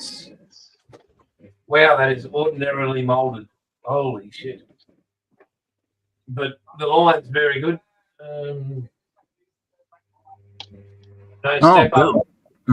Bill says, sorry, Jason. Bill says there was a lady killed by dingoes this year up north. What's a dingo? Yeah, in Fraser Island, that's right. They're wild dogs. Oh, okay. Native wild dog. They actually didn't figure out what happened to her, did they? Last I heard, they didn't know whether she drowned and then she was sort of eaten by them, or whether they killed her first, or what was the end story? No idea. There we go. It's a little Yeah. Yeah, that fits up. Yeah. No, I never heard about it. Okay, well that's not bad. I heard you talking about the salties here. Well, they are up our way. We've got one up at the golf course that turns up occasionally. I'd be paying his fees. A croc? Yeah, when like at our boat ramps, there's big triangles on the boat ramps with a big picture of a crocodile in them. There's signage saying "Beware crocodiles." Yeah. Now, will they do they consider that their territory, so they may attack you? Oh yeah, then and they don't go, hey, look, you're in my area. Please, Yeah, would you mind vacating? Yeah. They say, You know, Yeah, it'd be nice if they asked you before they ate you. Yeah. there's no Yeah, pre-warning. There's not many wild dogs or animals down near the boat ramps. I can't understand why. The only thing that's down at the boat ramps, wildlife-wise, are midges and crocs. What else do you want? But it's just like growing up around this shit. It's just common sense. You just use common sense. Yeah, I get you. Sure. You folks are used to it. You work together, and yeah, it's If a you see common it thing. there, I remember you telling a story one time, Jason. You came home and you found everybody on the kitchen table because there was a brown snake in the kitchen.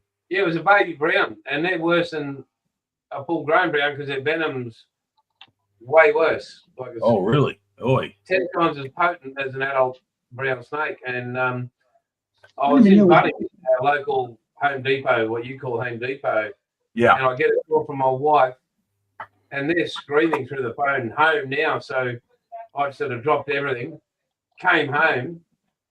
They didn't mention it was a baby snake or anything. No, it was just this snake. And I come in there, it only, hang on, I'll swap cameras here. This poor thing, well, it wasn't a poor thing, but it would have been 40 centimeters, 50 centimeters long. He wasn't a really big one. He was only, and yeah, they were all up on the dining room table. And this poor snake must have been looking at him going, save me. Because the snake was going, please, you know. So,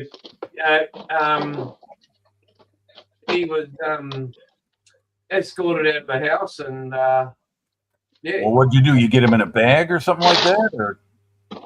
I used a 7-iron and lifted him up and sent him down the street. So, Oh, like, snake handler. I never knew their venomous was stronger when they're young. I didn't know that. I thought it was just the same. it's the most potent when they're young. Boy. Oh, there you go. If they get bitten by an old snake. Yeah, that's the tip for the day. If you're gonna get bit by an elderly snake. If you make sure- make sure- a highly venomous snake, make sure it's not a juvenile. Yeah, because the old ones have got no teeth. Yeah, fuck off. I didn't call you a snake. Yeah. It's amazing how we put a fence to it, though. Yeah, I was pretty quick on that. But as you can see, yes, I've been modelling tonight. I mean, and that's crazy. You're I've probably never seen a killer whale in the wild, Con. I'm looking forward to seeing a killer whale one of these days. Hopefully this whale season. I reckon that would be just absolutely amazing. There was some off here last year. Didn't see him though. I just think they are a majestic animal. And they have a bad rap. They have at the moment. Wouldn't make you want to buy a sailboat. I mean, I say Free Willy to the wife, and she goes, "Not tonight." And then you laugh and laugh and laugh. Oh, hang on. Oh, wow, hang on. Hey, I've got to show you this, guys. I'll put this on the other screen. The kids did this for me, and Luke's just sent it through. My son. I'll share the screen. I'll move the mic over here, out of the way. Let me share screen. Come on. Share screen. Oh, yeah. Here we go. Share screen. So they did this on yesterday morning. Whoops, yeah, Jason, check your microphone. He's gone sounds full like an Dalek alien. on us. Is that better? No. Gone full Dalek on us. Exterminate. Hello? It's terrible. You try it again. There's a great movie, Bilge. Is that Yeah, better? I remember that. Richard Harris. Yeah. Oh, by Derek. Is that better? No, it's still Little bit. something happened somewhere where all of a sudden your sound before you were just fine. It just happened in the last few seconds. Is that better? Keep talking. Is that better? Yeah, No. not so much. Hello, hello, hello. No, it's awful. Hang on. Like your microphone's died. Mm-hmm. Yeah. Something is either covering it or it's Is that better? No, sounds like a druid. Hang on, let me just check. Oh, shit. Exterminate. All right.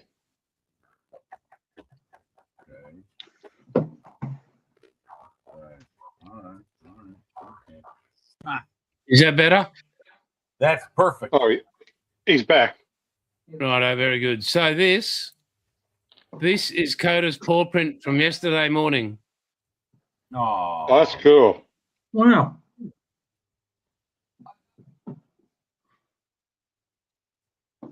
So yeah. Oh. So the kids took a photo and put it through AI to make sure it was all perfect and tidied up. And that's going to be that little love heart was pretty much in the middle of her paw down there. Very similar to it. It's just been tidied up and yeah, That would make a great tattoo, Jason. that's exactly what it's going to be. That's what I assumed it was going to be. So yeah, my kids do love me. But yeah, so yeah, she's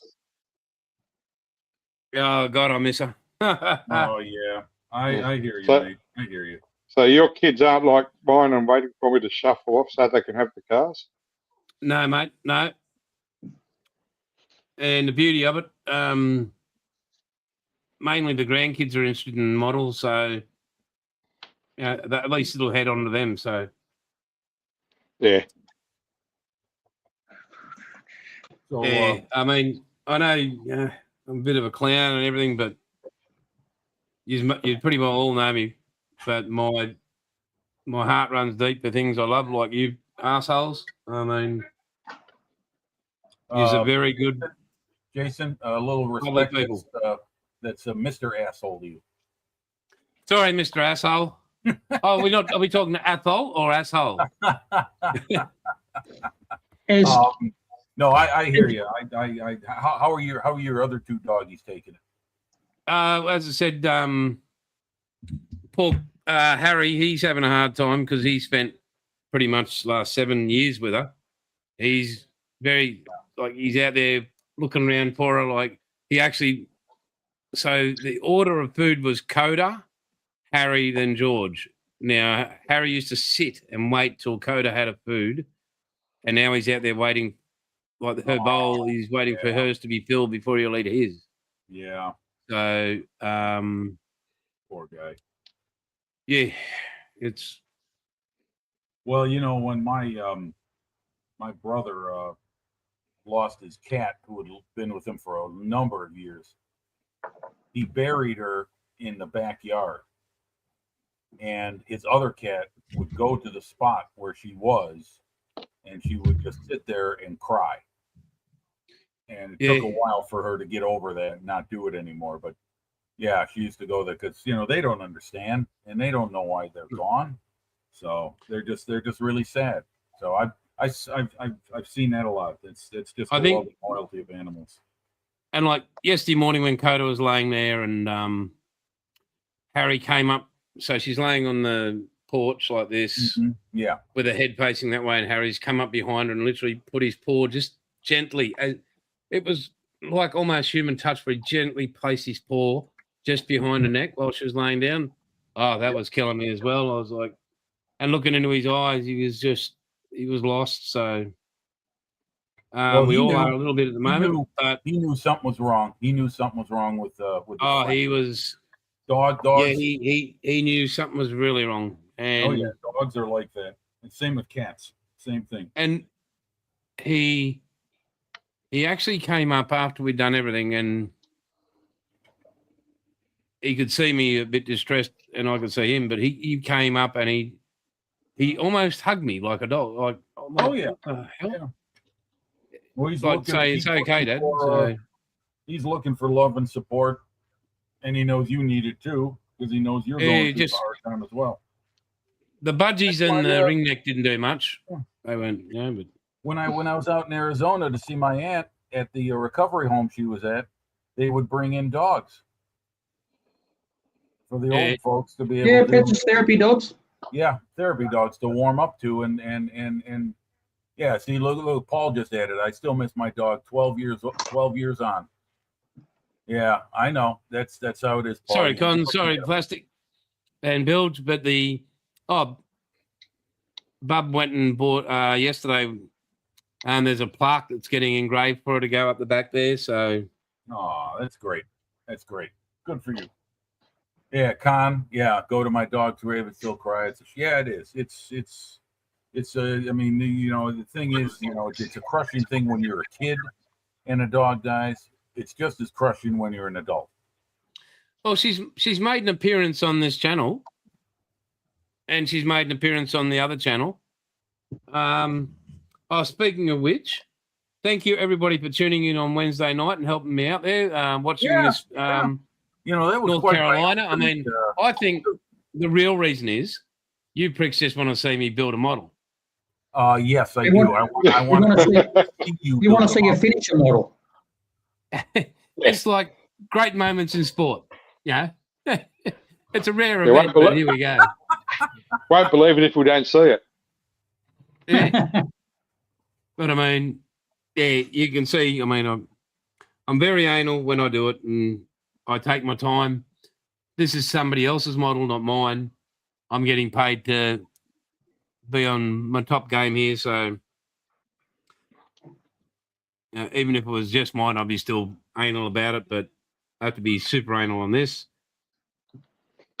So I shall be, and I look forward to sharing the journey. And I am still up and down on these interior lights because doing all the studies and looking at the superstructures, whether it's actually worth going and putting that in there. Mhm. Yeah. Yeah, he's not paying for it. Do I go and put $150 worth of LEDs in, not to get the desired result I'm after to show him? So, before I move to the next step, I mean, I'll move on to doing all my photo etch and getting that ready. We got some cotton wool today for all these little tubs that I bought for putting the photo etch in and keeping it safe. My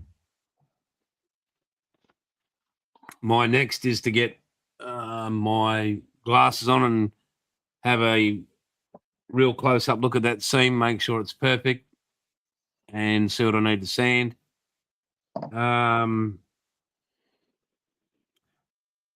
Yeah. So But looking forward to that. that's a trumpeter kit, right? It is a trumpeter kit, Yeah. Okay. but it's fitment on that. I mean, it was just, I don't know who a trumpeter said. I mean, I can understand Waterline series, but yeah, no. That's where you have engineers, guys who are very, very well trained and gifted in CAD design, but they're not model builders. Yeah, like,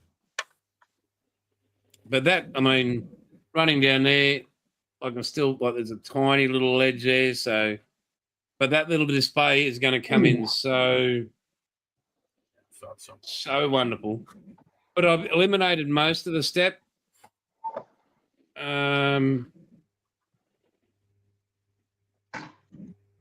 So I'll run the sander along that. All the gaps are filled there pretty much with that bit of work. There's a bit of a step just there. the tiniest one, but it's still not. Yeah. Ethel left you a comment. What'd you go, Ethel? Third from the bottom. Lindsay's build's okay. I'll have a look at that. Was it a 1-200 or 1-350, Ethel? Please type away. And how's the eyes, mate? Yeah, how's the eyes? That's right. Yeah. Yeah, Lindsay built the Graf Zeppelin too. Yeah. Okay. The German aircraft carrier that never was. Pretty nice. Oh, for a minute there, I thought you meant the airship. No. Lindsay's builds. Can you put his link in the channel on the chat there, please? Ethel, can you put his link in, please, mate?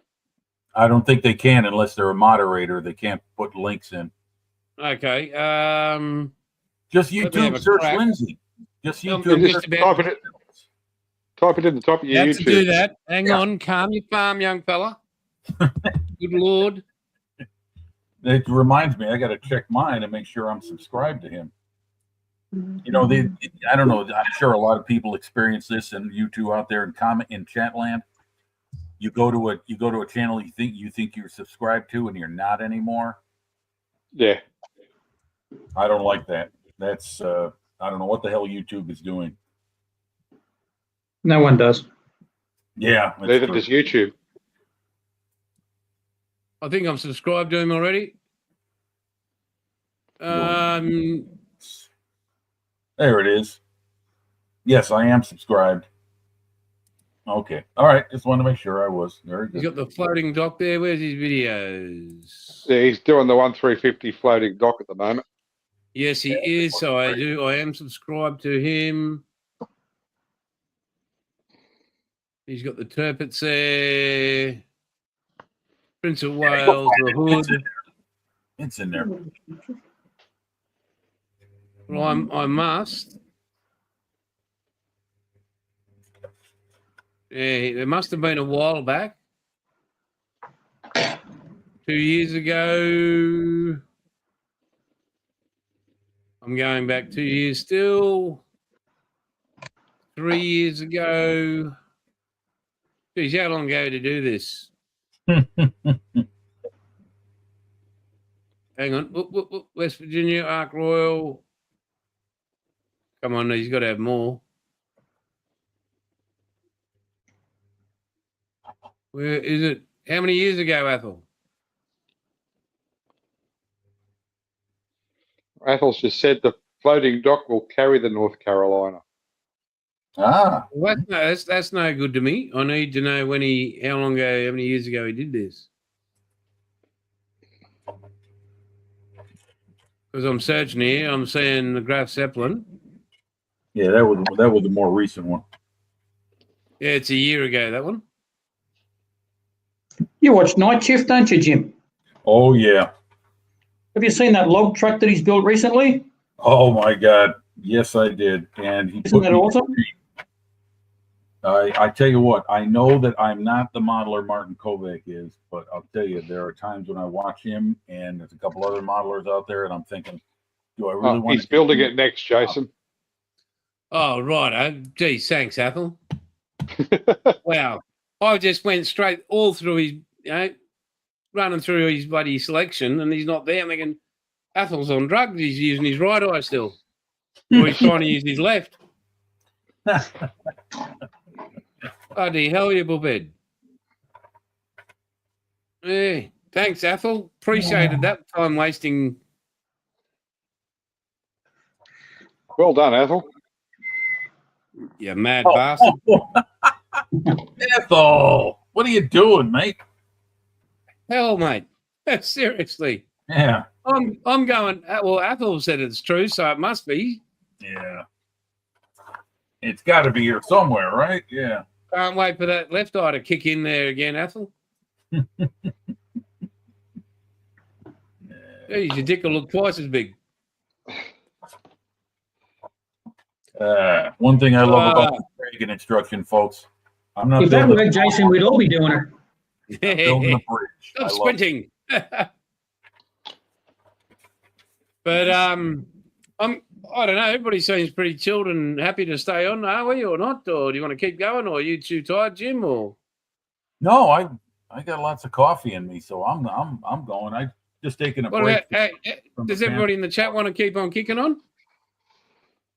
Because I'm happy to. I'll just go get another brew, and yeah, I'm going to keep moving on with this. Taking some. Well, it's an Is hour that an earlier here electron? it's an hour earlier here than it was last week, so I've got another hour to kill practically. Oh, you guys, Apple. Is that an you guys push Apple? back your clocks, huh? Yeah. Hey, Thank Jim. God. Thank God, Okay, mate. Not, now you guys are soon enough 17 either. hours. We'll keep going. Hey, You guys, you guys are now Jimmy. 17 hours ahead of me. Jason, Yeah. you're still at the same time ahead of me. Jimmy, Ethel's gone at my age down there needs a magnifying glass. I thought it would have been an electron microscope. Keep going, you wimps, as we hear from Sarah Jane. Yeah, well, we'll keep going. Just for Maybe- you, Sarah Jane. Hey, Ethel, just put some pepper on your nose, sneeze, and look down at the same time. You might find it. I don't know. Paul says keep going. So okay, man. Yeah, we'll keep going. I'm just going to make a brew, guys. I'll be back in a Yeah, we're sec. not bad. Okie dokie. That means Sue's not up yet. What? It's going on noon in the UK. She's still asleep.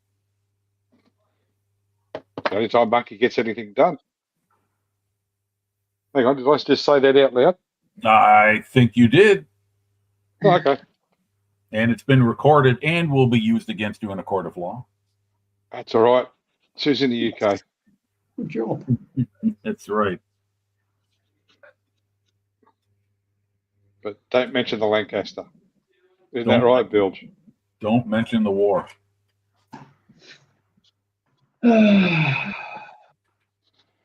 do we got now? 34. You know, I think I'm gonna do. Yeah, I'm gonna switch gears here. I want to keep going on this Panzer IV, but I kind of want to break out my this one here, the DAK Africa Corps, the DAK figure set I bought. It's an old kit. Oh, Sue's been up since 7, cooking the roast. Still waiting for the invite. There you go. Well, for something, these figures. Let's see, what's the date on this? 2000. So this is 26 years old. These figures, and the detail on them is pretty good. Pretty good. They don't look a day over 50. Yeah. Well, for $10, I couldn't go wrong. No. You know, the thing is, I don't know what it is with kit makers. You know, these guys are in the frickin' North African desert, and they're fighting in the daytime, and none of them have their sleeves rolled up. I would think But they haven't got. I would think they would have them rolled up especially if they're in combat. That's just a guess. You don't want the sand to get in everywhere, though. It got in everywhere anyway, didn't it? Probably. Yeah. Anyway, okay. This is for build. I'm going to build these counterparts to your figure set. Oh, what Bilge? Put it in the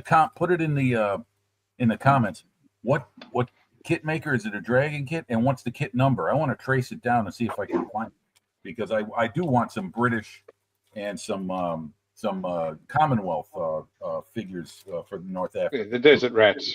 Yeah, something. I mean, all you find is German figure sets. You can't find any, or not easily find figure sets of British, Scottish, Australian desert troops.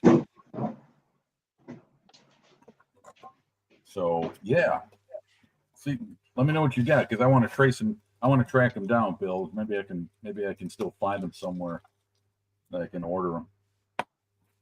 At least I know what to look for when I go to swap meets.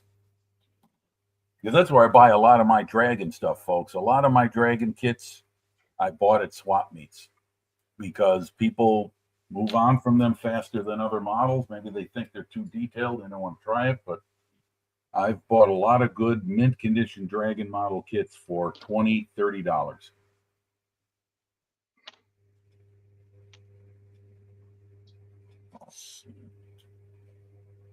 Time to put on the vision glasses. Yeah, it's getting that way. Well, All righto, guys. Well, we're still in the Easter mode. So this is some of my stuff I scored today. So I've got these Royal Ales. oh, those will go great with coffee. So that's a bit soft biscuit base, strawberry jam, marshmallow coated in chocolate. Nice. Oh my God. So I got 2 packets of them. I got 2 packets of these. These are called snowballs, and they're covered in Coconut. coconut and That's- chocolate. That's the I only don't like problem with them. I don't like coconut. That gets in my teeth. Yeah, I don't have that problem. Oh, Jason hasn't got that problem. I got this. Every year I get this. Oh, nice. Doesn't That's- Terry want it back? Hey? Doesn't Terry want it back? No. So There's that's your that. kit number, Jim. Thank you very much, Bilge. I'm going to write that down right now. I got 4 of these babies. Thank you, Bilge. 4 of them. 4 little Easter eggs. And then I got the Cadbury white chocolate. Cadbury white chocolate bunny. Oh, I got one of them. I got a, Did you get the white chocolate or dark chocolate? no, sorry. Too light. I got a Darrell Lee Rocky Road. Yeah, yeah. Ooh. That's a nice one. Oh yeah. So they'll last us for the next 10 years.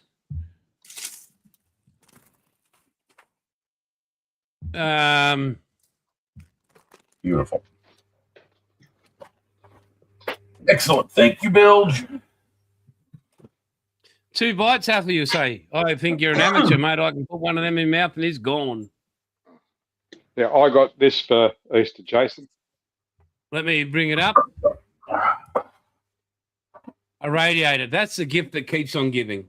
Yeah. Yeah, I got sick of putting the plastic ones in, so I lashed out. Oh, it's a self-bought Easter. Yeah. Okay. Well, with the I'm kit- looking the for spa- the Easter theme to a radiator, but maybe It's don't called overheat these holidays. It's called keeping an 18-year-old car ticking over. Yeah, see, don't overheat this Easter. Buy a radiator. Happy Easter. Yeah. Very good, mate. Very good. So that's going to be a fun few hours. So, did I miss that we weren't doing our what's your favourite thing this week because there's a couple of people away. There's Bilge and Dom away. Exactly. So we're going to wait till what your favourite German tank is. Till next week, till Bilge, James, and Fair enough. because I only think it's fair. I think that's the only way to go about that.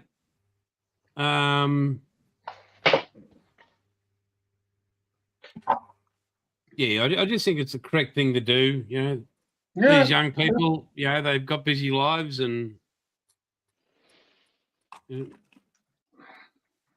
I'm just hope, you know, that everybody had a safe Easter, and Oh, so far. Yeah. Mine's just starting. It's 6 a.m. here, so my Easter Sunday's just starting. But I'm not going anywhere or seeing anyone. So you'll be Sarah fine. Jane's going to Athol about macaroons from yeah. Scotland. She tried them in the 1970s, and Athol's going maybe the ones made in the 1970s, as there was no eat by this date. So, right, back to the modelling. continue chatting, gentlemen. Gentlemen, he must be talking. He must be talking to you two guys. Don't know who he's talking to. Yeah.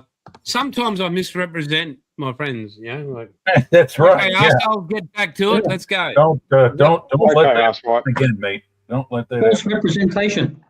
Does that sound better? You assholes. Let's get back to it. A little Jason, bit better. if I didn't say that, I think you wouldn't like me. What about you, pack of wankers? Let's bloody just harden up and move on. There you go. That's it. You could say that word in the United States all day, and people will just walk right by it like they don't know what you're talking about.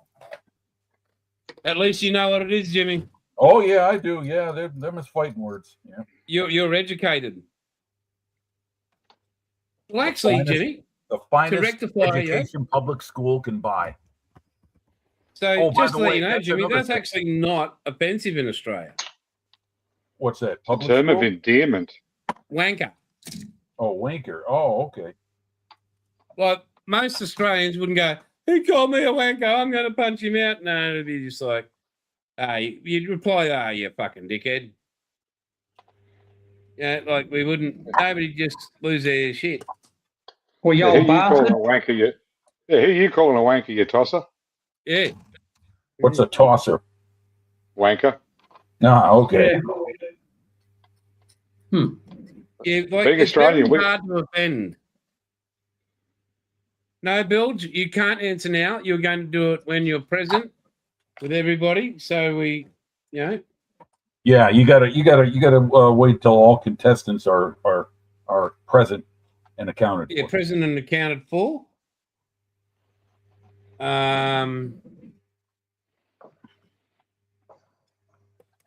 Non-banks and Stern Geschutz-Bunch. No Stern fucking Geschutz. You Yeah, and no your Stern Peter. Geschutz No can one's get gonna be doing a Peter here and naming tank destroyers as tanks. He's just got a but- fascination. Mobile Yeah. gun, Jim. Mobile, yeah, self-propelled gun, SPG. I like SPGs. That's all there is to it. You've just got a fascination. That's what you've got. They're a lot more effective. You've got a fascination. And I'm just Well, wondering. You make it Is sound it like that's a bad thing. they called it shoot and scoot.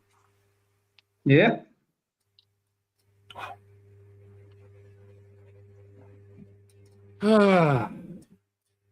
Moving on to the trumpet, the Edward instructions on what I need to remove and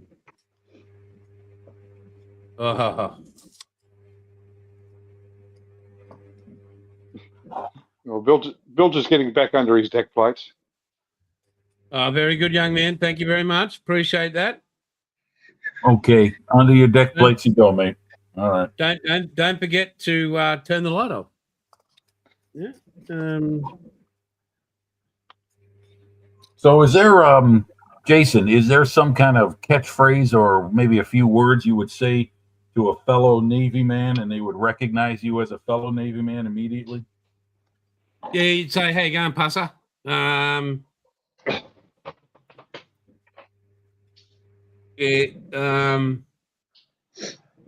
You could, especially like if they refer to like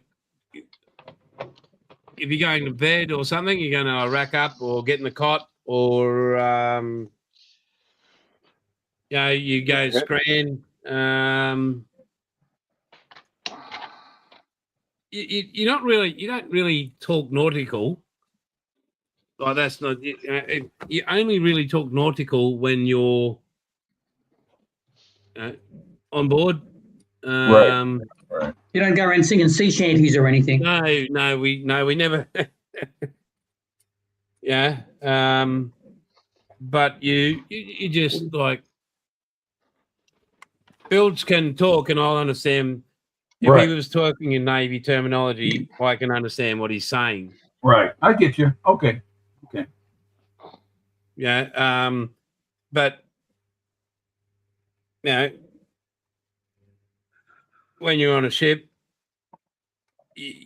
that's the terminology that's used to describe. You're using Navy terminology to describe exactly what you need to do, where you need to do, where you need to be. Okay. You know, Right. and it's important, and that's the way. So in emergency, pretty much it's all designed for emergency. Bill will agree with me. It's drilled into you that way, so that if something goes down, then you know where to go without thinking. Right. Right. You know, Because as they say, time is of the essence. aye. Yeah. Well, never being part of the military, it's a different life to me. I'm a career Well, civilian. it is a very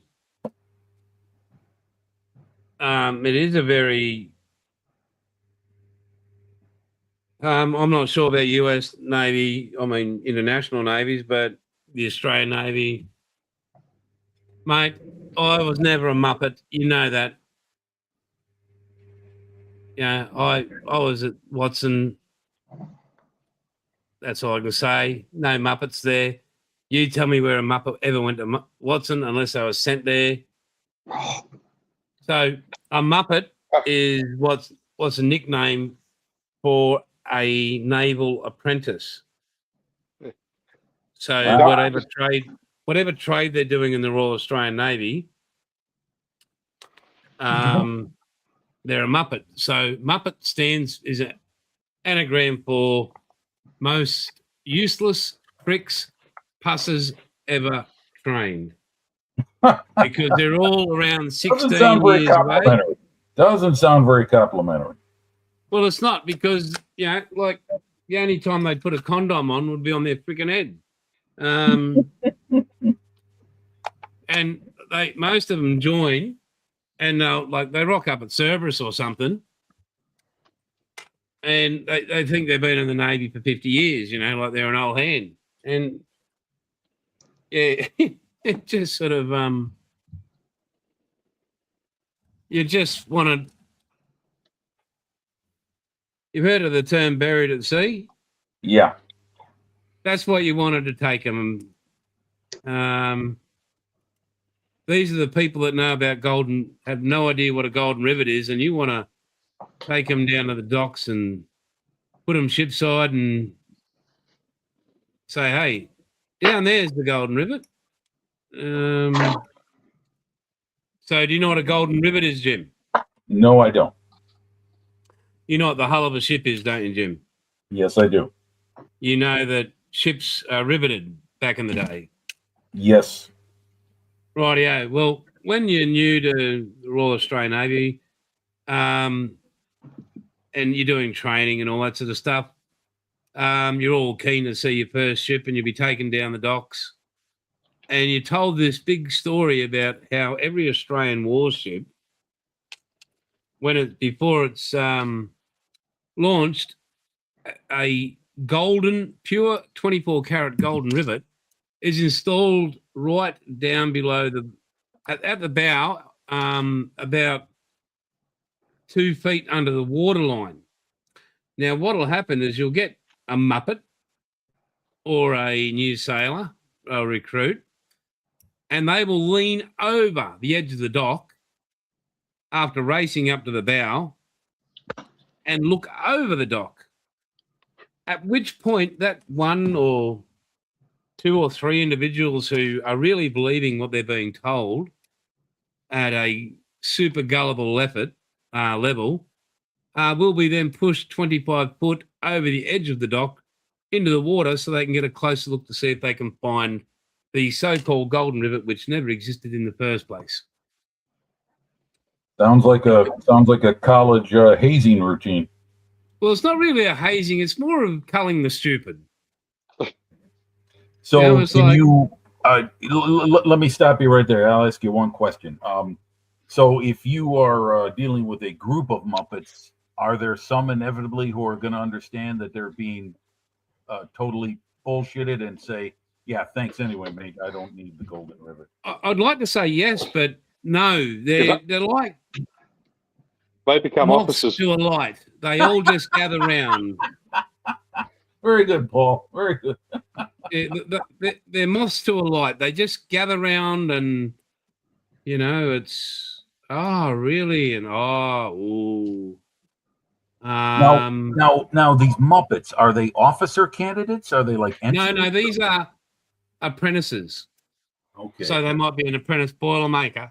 Ah, I see. They They're just might be an apprentices, apprentice. period. They might Okay. be a cook. Right. Okay. I get They you. might be a technician of some sorts. Right.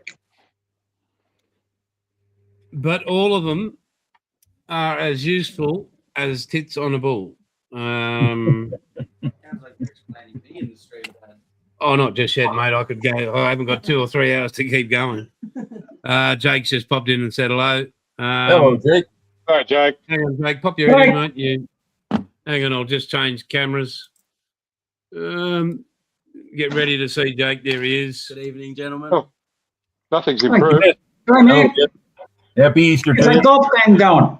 Guys, yeah, haven't gone for round 3 yet. No, I'm still getting over the trauma, so we haven't gone again. Yeah, but no, we'll get out there again. Because it was funny. He realised what golf was about his second round. It wasn't. Yeah, but he hit some good shots and he hit a shit ton of shit shots. So, and he's slowly learning that if you repeat the same thing 10 times in a row, you're not going to get a different fucking result. That's one of the You're gonna get the definitions same of result. insanity. Yeah, so's dating my daughter, but anyway. Me and her just had an argument about chocolate. Oh, good God, they're arguing about chocolate. Hang on. Even fake. You argued with a woman about chocolate? Who? Wait for this, Paul. A sick woman. No. Oh, I took God, her mate. file and walked out. Jesus Christ. She divided up. And the I'm ones that divorced. she Didn't like. What? Didn't want, and I walked out with that file. I'm guessing that's why he's out here right now. Yep. It's called safety first. Yep. No, Distance is the #1 safety feature. No, it's Yeah. not. no. They know where you No. live. Yeah, you're Is that screwed. right, Paul? Unfortunately, she wakes up before me, so Well, if you'd like to say hi and bye to Jake because we might not see him again. very true. It was nice knowing you, Jake. Poor bastard. Commiserations. I was going to say he had balls, but that literally meant he did have them at one stage. And Yep. And it wasn't a long run Well- through puberty, but yeah, it was fun At while least it we know lasted. where they are now. Yeah, stuff to burn. that'd be boiling and all in about half an hour. Yeah. Yeah, Think she's I wouldn't really go going to back in use that room. oil. Well, yeah, she hasn't come out to grab me little Bunsen burner here, so Not yet. wow, I'm just looking at all this. I can't wait to get this display. Oh, it's going to be sexy. So much time saving. You just want it because it vibrates. Well, you stop rubbing my back, bitch. Hey?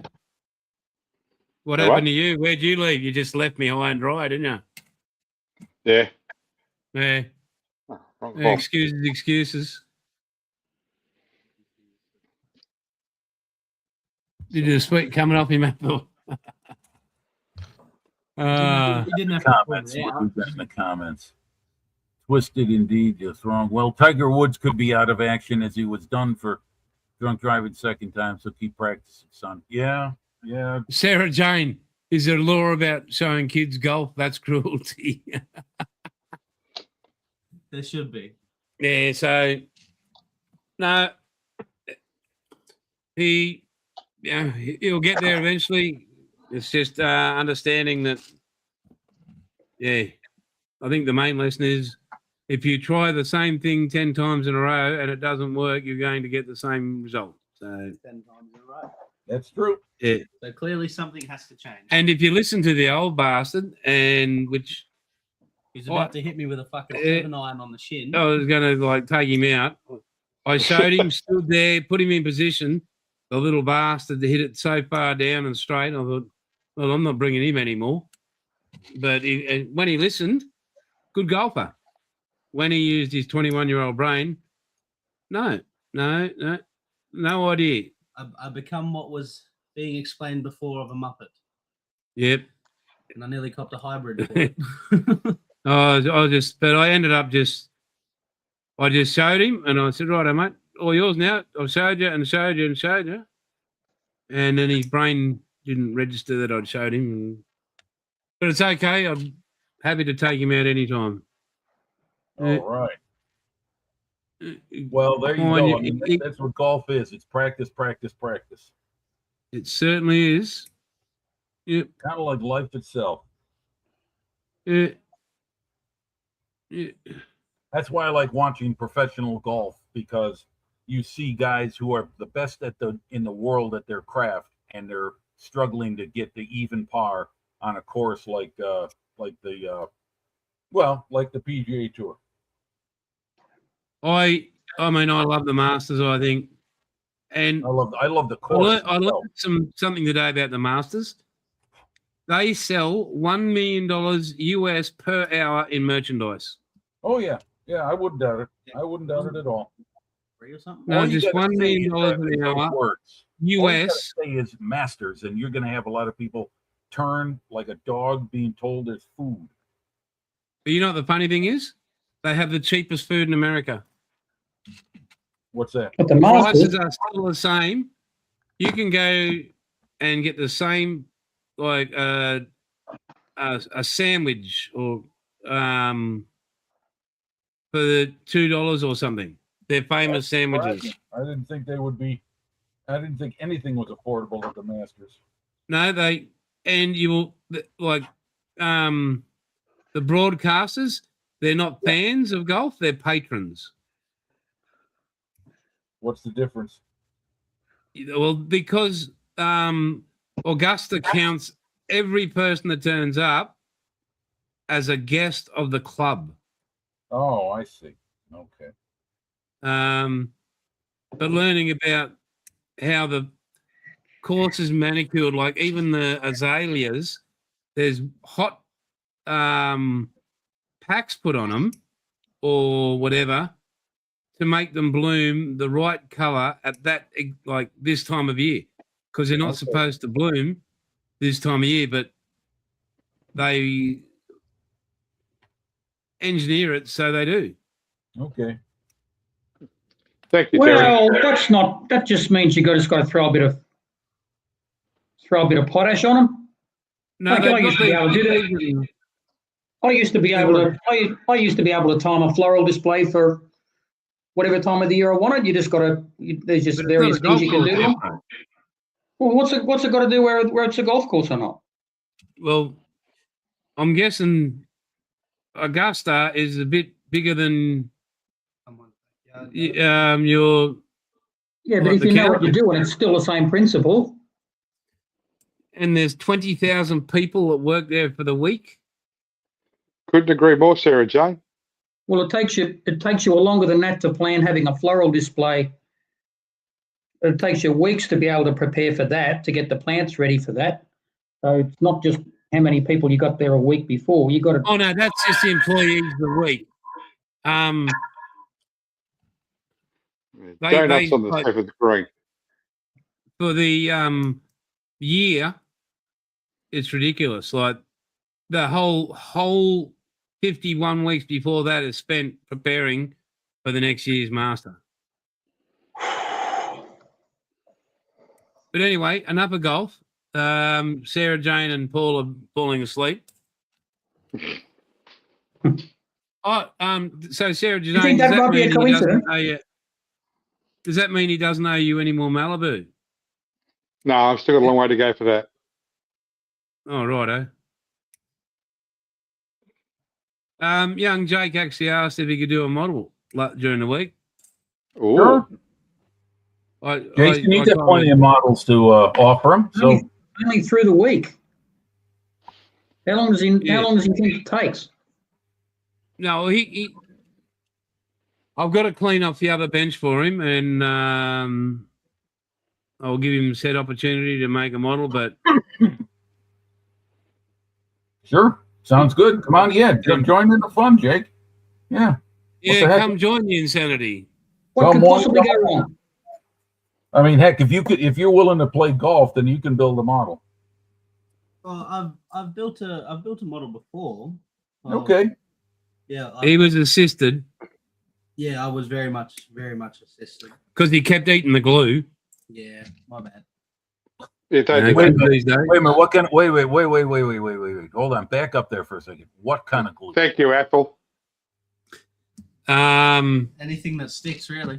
Yeah, no, Ooh, doggy. but it came out fairly okay. He did a good paint job on it. It was a 4-wheel drive. Hang on, there it is. Yeah, it was his. That's it. Go that one. Or can you email that to me at madosmod@gmail? I don't know how to use email Oh, download it. that. Or send it to Save me it on first. Facebook. Send it to me and Mum on Facebook. You know how to use that. Hardest part, Jake, is Send to them keep the pond intact. Send them all to me on Facebook, mate. And I'll share with the boys. Come on, Sarah Jane, maybe tough, but she's fair.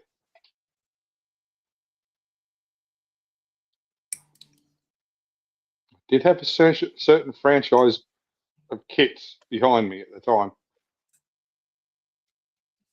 What certain franchise would that be? Oh, I'm not going to say because I'm down to 10 bottles. What? No, Paul. I'd really like to know, please. Okay, they start with the same letters as this does. Silly wanker. Okay. Did you send them all? Yeah. Yeah. Well, I also added in. I did the. Yeah. usual- Nice shot, Bilge. What was that, Bilge? Oh, you can just go suck a dick, can't you, Bilge? Oh, you probably have. Sorry. Very good, Bilge. Good for you. Good for you. There's a shot across your bow. Wow, Bilge. Yeah, brother. Way to look out for a fellow Navy man. If he hadn't have said that, I would have been very disappointed, actually, Yeah, that's true. because I'd expect him to be that quick on the draw. Except Stokers aren't really that quick. I mean, you have to count for them, let them know where they are. You know, they run into things a lot. It's pretty dark down there. They're the only one. They're the only thing in the Navy that has big letters on their shirts, so they know who they are. Yeah, Oh boy. it's okay. Oh, shit. Jim, it's upstairs, downstairs, all over again. Yeah, that's right. Yeah. No, but The waterborne version of it. Yeah. you actually get a notice on ships running orders. The stokers might be coming into the daylight, and you prepare for it. And there's counselling sessions, and Oh, you get a photo of what they really look like. Do they put higher guardrails up when they come up on deck? Oh, actually, there's a light filter, so you can adjust to their heads. It'd be like walking through, like, I don't know, Alaska or wherever you find a Yeti, and one might just jump out at you. They prepare you for it. You know how Bilge gets when he hasn't had a shave? yeah, like the That's wolf. a good day. That's a good day.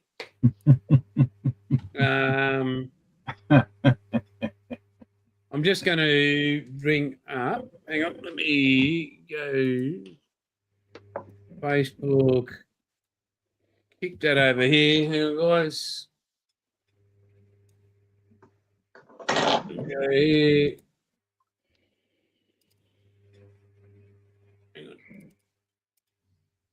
Rightio. I'll bring this up. This is Jake's first effort, and you guys will be suitably impressed by his first effort ever at a model.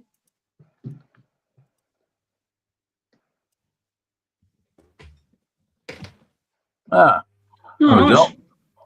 Very good. That's not Jake. That's Terry. It's like most Nice. Land Cruisers I've ever seen. Yeah, the snorkel's a bit secondhand, but we're not picking on things. But This for is a all first made first model, so that Oh, that's great. Looks great, man. Good for you. It's like being dragged through a mangrove swamp. Yeah, I was going to say it's got quite a bit of Queensland soil all over it. Yeah. that was the model when it was done, apart from the 3D printed wheels. But with you got the to talk to the leftover- microphone. with the leftover plastic, I as how I did the scrub bars and the bull bar and all that, and then also had some 3D printed max tracks laying around. So I used the lighter and just bent it with my fingers where I could. That's coming out well. Yeah. It's Yeah. got a bonnet, Jeffro. Yeah, I noticed that. Yeah. I was going to say that's the hardest part of the whole thing is keeping an eye on your bonnet. So But to this day, I don't know where it's gone though. Check the bottom of the puddle. yeah, so that's not bad for his first model. So yeah, At least he finished it. it very like it wasn't a what you call a. Wasn't a very difficult one. It wasn't a very difficult kit, but for his first go, very well done. So, hey, Sarah Jane, as God said to Moses, "Go forth and multiply." I thought that's what the Vulcans said. Yes. No, let's live long and prosper, Jim. Live long and prosper. Thank you. Thank you. Forgot about that. Yeah. Here comes another Nah, fine. thanks, Sarah Jane. So, Dad, what you need to do right, is just basically when it comes to playing with mud types and all that. You know, I've got it covered. I've got them all there. But no, I mean, I don't know why I got to give Dad lessons. Dad's the one that taught me. so we're Wednesday again, guys. Yeah, I I'm up didn't to an say even nothing. dozen. I said go forth and multiply. I did not refer to any franchise in any way, shape, or form. Thank you, Sarah Jane. You got Mate, you're gonna have the to- fine you got- for something else. Mate, you're going to have to make No, a no. different night. No, she just fined me for nothing. Just. Welcome I to the mean, club. Yeah, I mean, is breathing a fine, Sarah Jane? See R32 in her name. I was paraphrasing. You're a hard taskmaster. Oh, it's good to have you back, Sarah Jane. You were paraphrasing. Go, girl. Yeah, go, girl. She doesn't cut you any slack. Oh, no. I mean, I reckon she holds 2 testicles in each hand. And just a gentle squeeze, just to know, yep, you are here. Who's your daddy? Jason, you're going to have to make a different night, man. Wednesday's no good. Why, mate? Trivia night. Well, no, Ethel, I don't have a mute button on my mouth, mate. I'll just say, I say what I do and I do what I say. And I know Sarah James is top person, so if she ain't laughing, I ain't laughing. Well, whatever No, day you choose, Jason, it works for me because 4 a.m. is 4 a.m. no matter what. Well, Thursday night's no good because there's football on at that Tuesday? time. Tuesday night. Yeah, now Tuesday night could be a go. Does that work for everybody else? Works for Doesn't me. bother me. Yay! Sarah Jane, Ethel, Harry, Bill, Yeah, folks in chat, you guys got to vote too. So come on up. Let us know.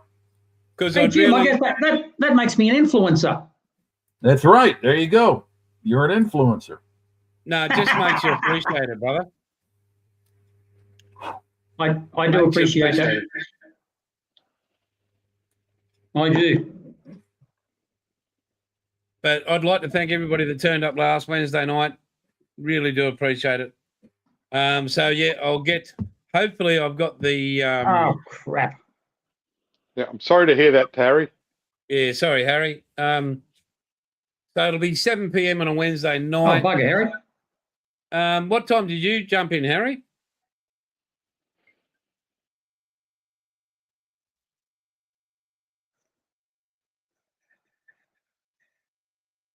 Oh, thanks, Sarah Jane. You're the best. Really appreciated you on the live stream too the other night. Just felt it. It was great. I'm glad you didn't sleep too hard during it. Todd will be washing his hair. Beautiful. Did you have you got a screen in the shower? I sing in the shower while washing my hair. Yeah, I really don't want to know what you do in the shower. You're with my daughter, so say good night, Jake. Good night, all. I'm being called by the Night, Jake. Okay, Hey, Jake. Nice talking with you. See you next week, maybe. Always. It was a pleasure to see you all again. Okay, take care. Bye-bye. See you, man. Good night, guys. See you, mate. Sorry, mate. Yeah. Yeah, and Sarah Jane, just for you, there's more tools coming. Yes, Not just for just you. us. I think I'm going to put in, what do they call a banner or whatever? And this is for Sarah Jane. So,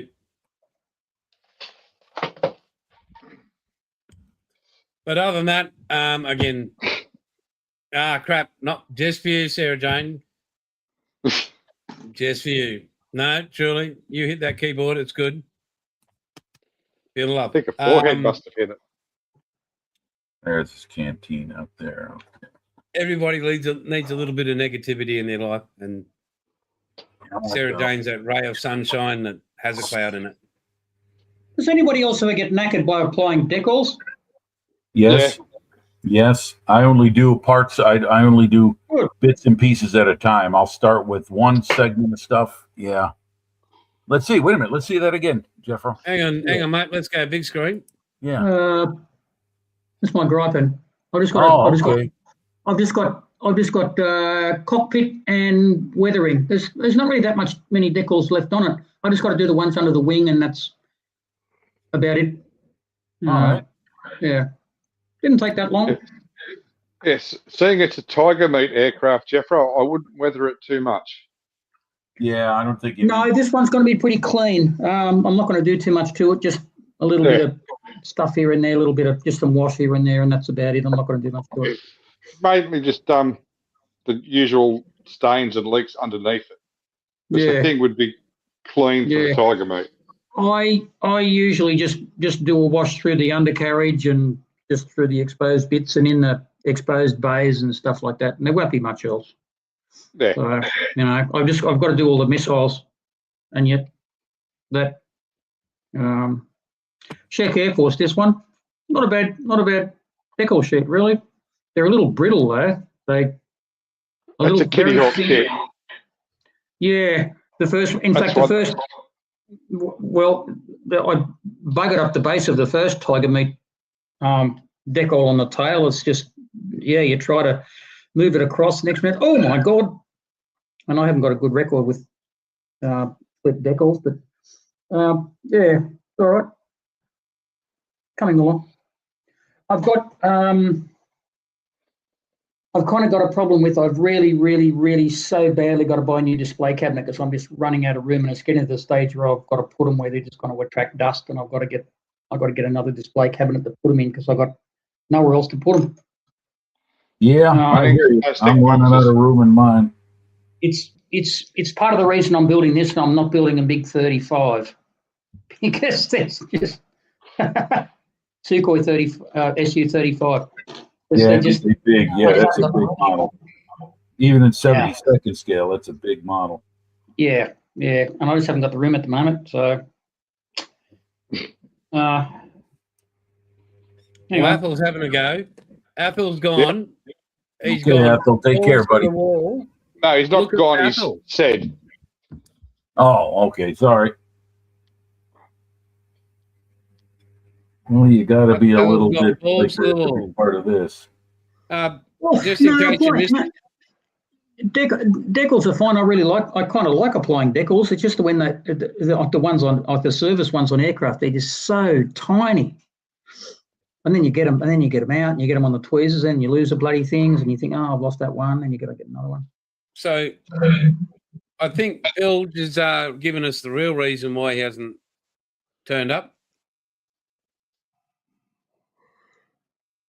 And no, I'm not going downstairs to get it. So what have you got? You got armament getting pressured together, do you, young man? Yes, I'm trying to. I've got 1 500-pounder, 2 of the rocket pods and the rocket rails, and the toilet for the outer pylon. Very good. So I there have is a new enough. toilet in my lounge room, by the way. Okay. Well, it's the old one's got to be replaced, and yesterday everything was sort of wasn't the time to do it, kind of thing. Yeah. It was already a shit day, so to speak. Oh, look at that, Bilge.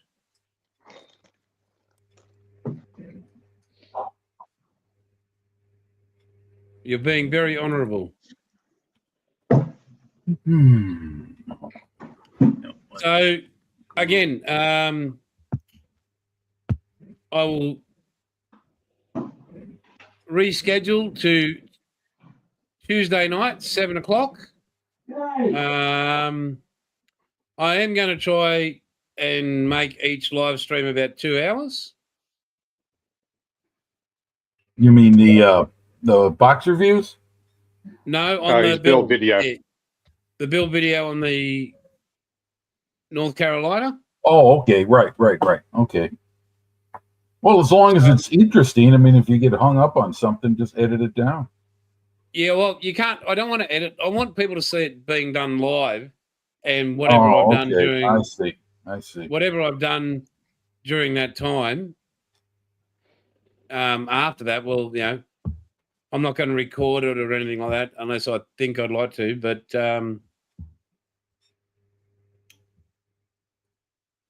that'll be 7 p.m. Queensland time. I'm not sure what that would be, Sarah Jane. That would be 10 a.m. UK time.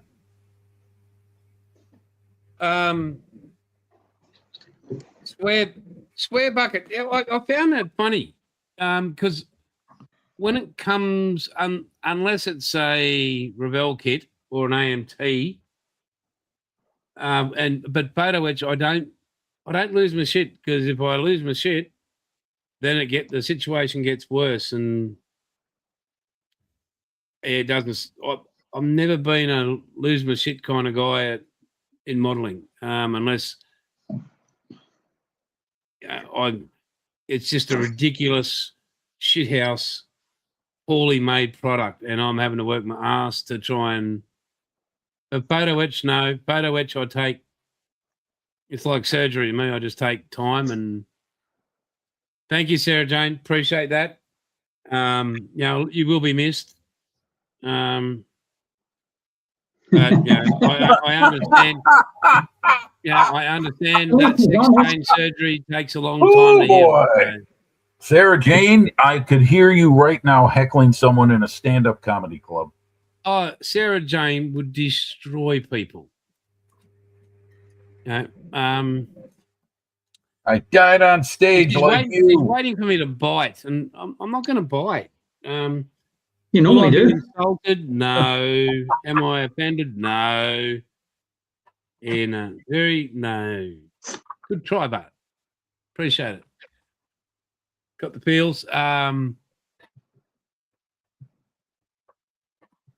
it was a good night on Wednesday night. It was great comments in there. Really enjoyed it. Appreciated it. So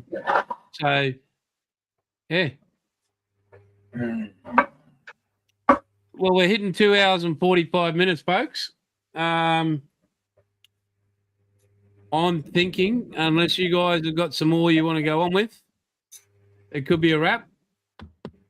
Yeah, sure. Whatever way you want to go, it's okay with me. Yeah. Oh, we're good. I'm not sure if it's our longest. I think we've cracked 3 hours once before, haven't we, Paul?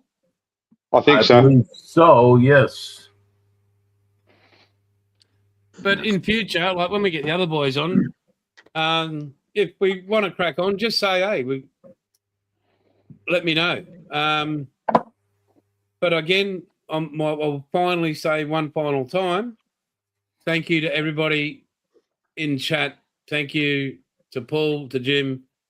Above all, thank you very much, Jeffro, for your support yesterday. It's great to know that you got people who actually give a shit and care about you. Of course we do, mate. From us to you, Yep, from sure me do. to you guys, thank you. Everybody knows what it's like to lose pets. And yeah, thank you. So next week is 7 p.m. Sunday. My thing is Tuesday, 7 o'clock. Sorry, Sarah Jane, you can't be there.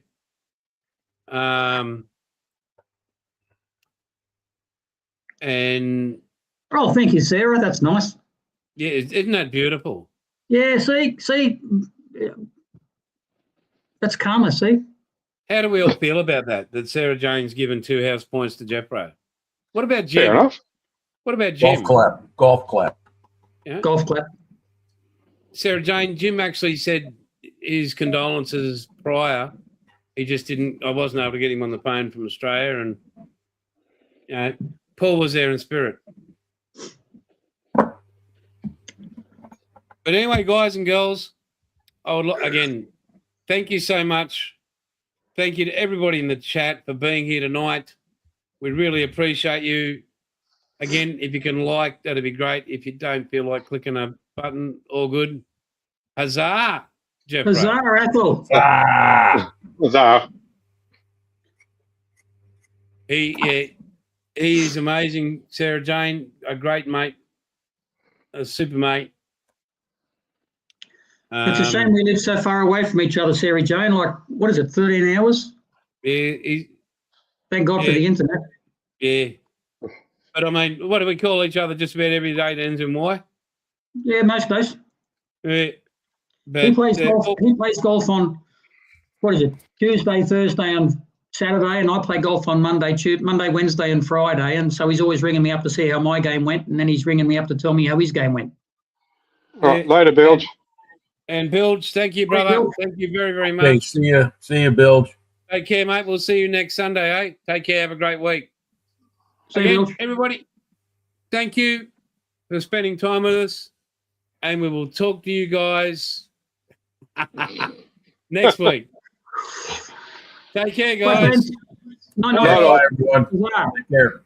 Huzzah. Happy Easter. Happy Easter to those out there celebrating. Well done.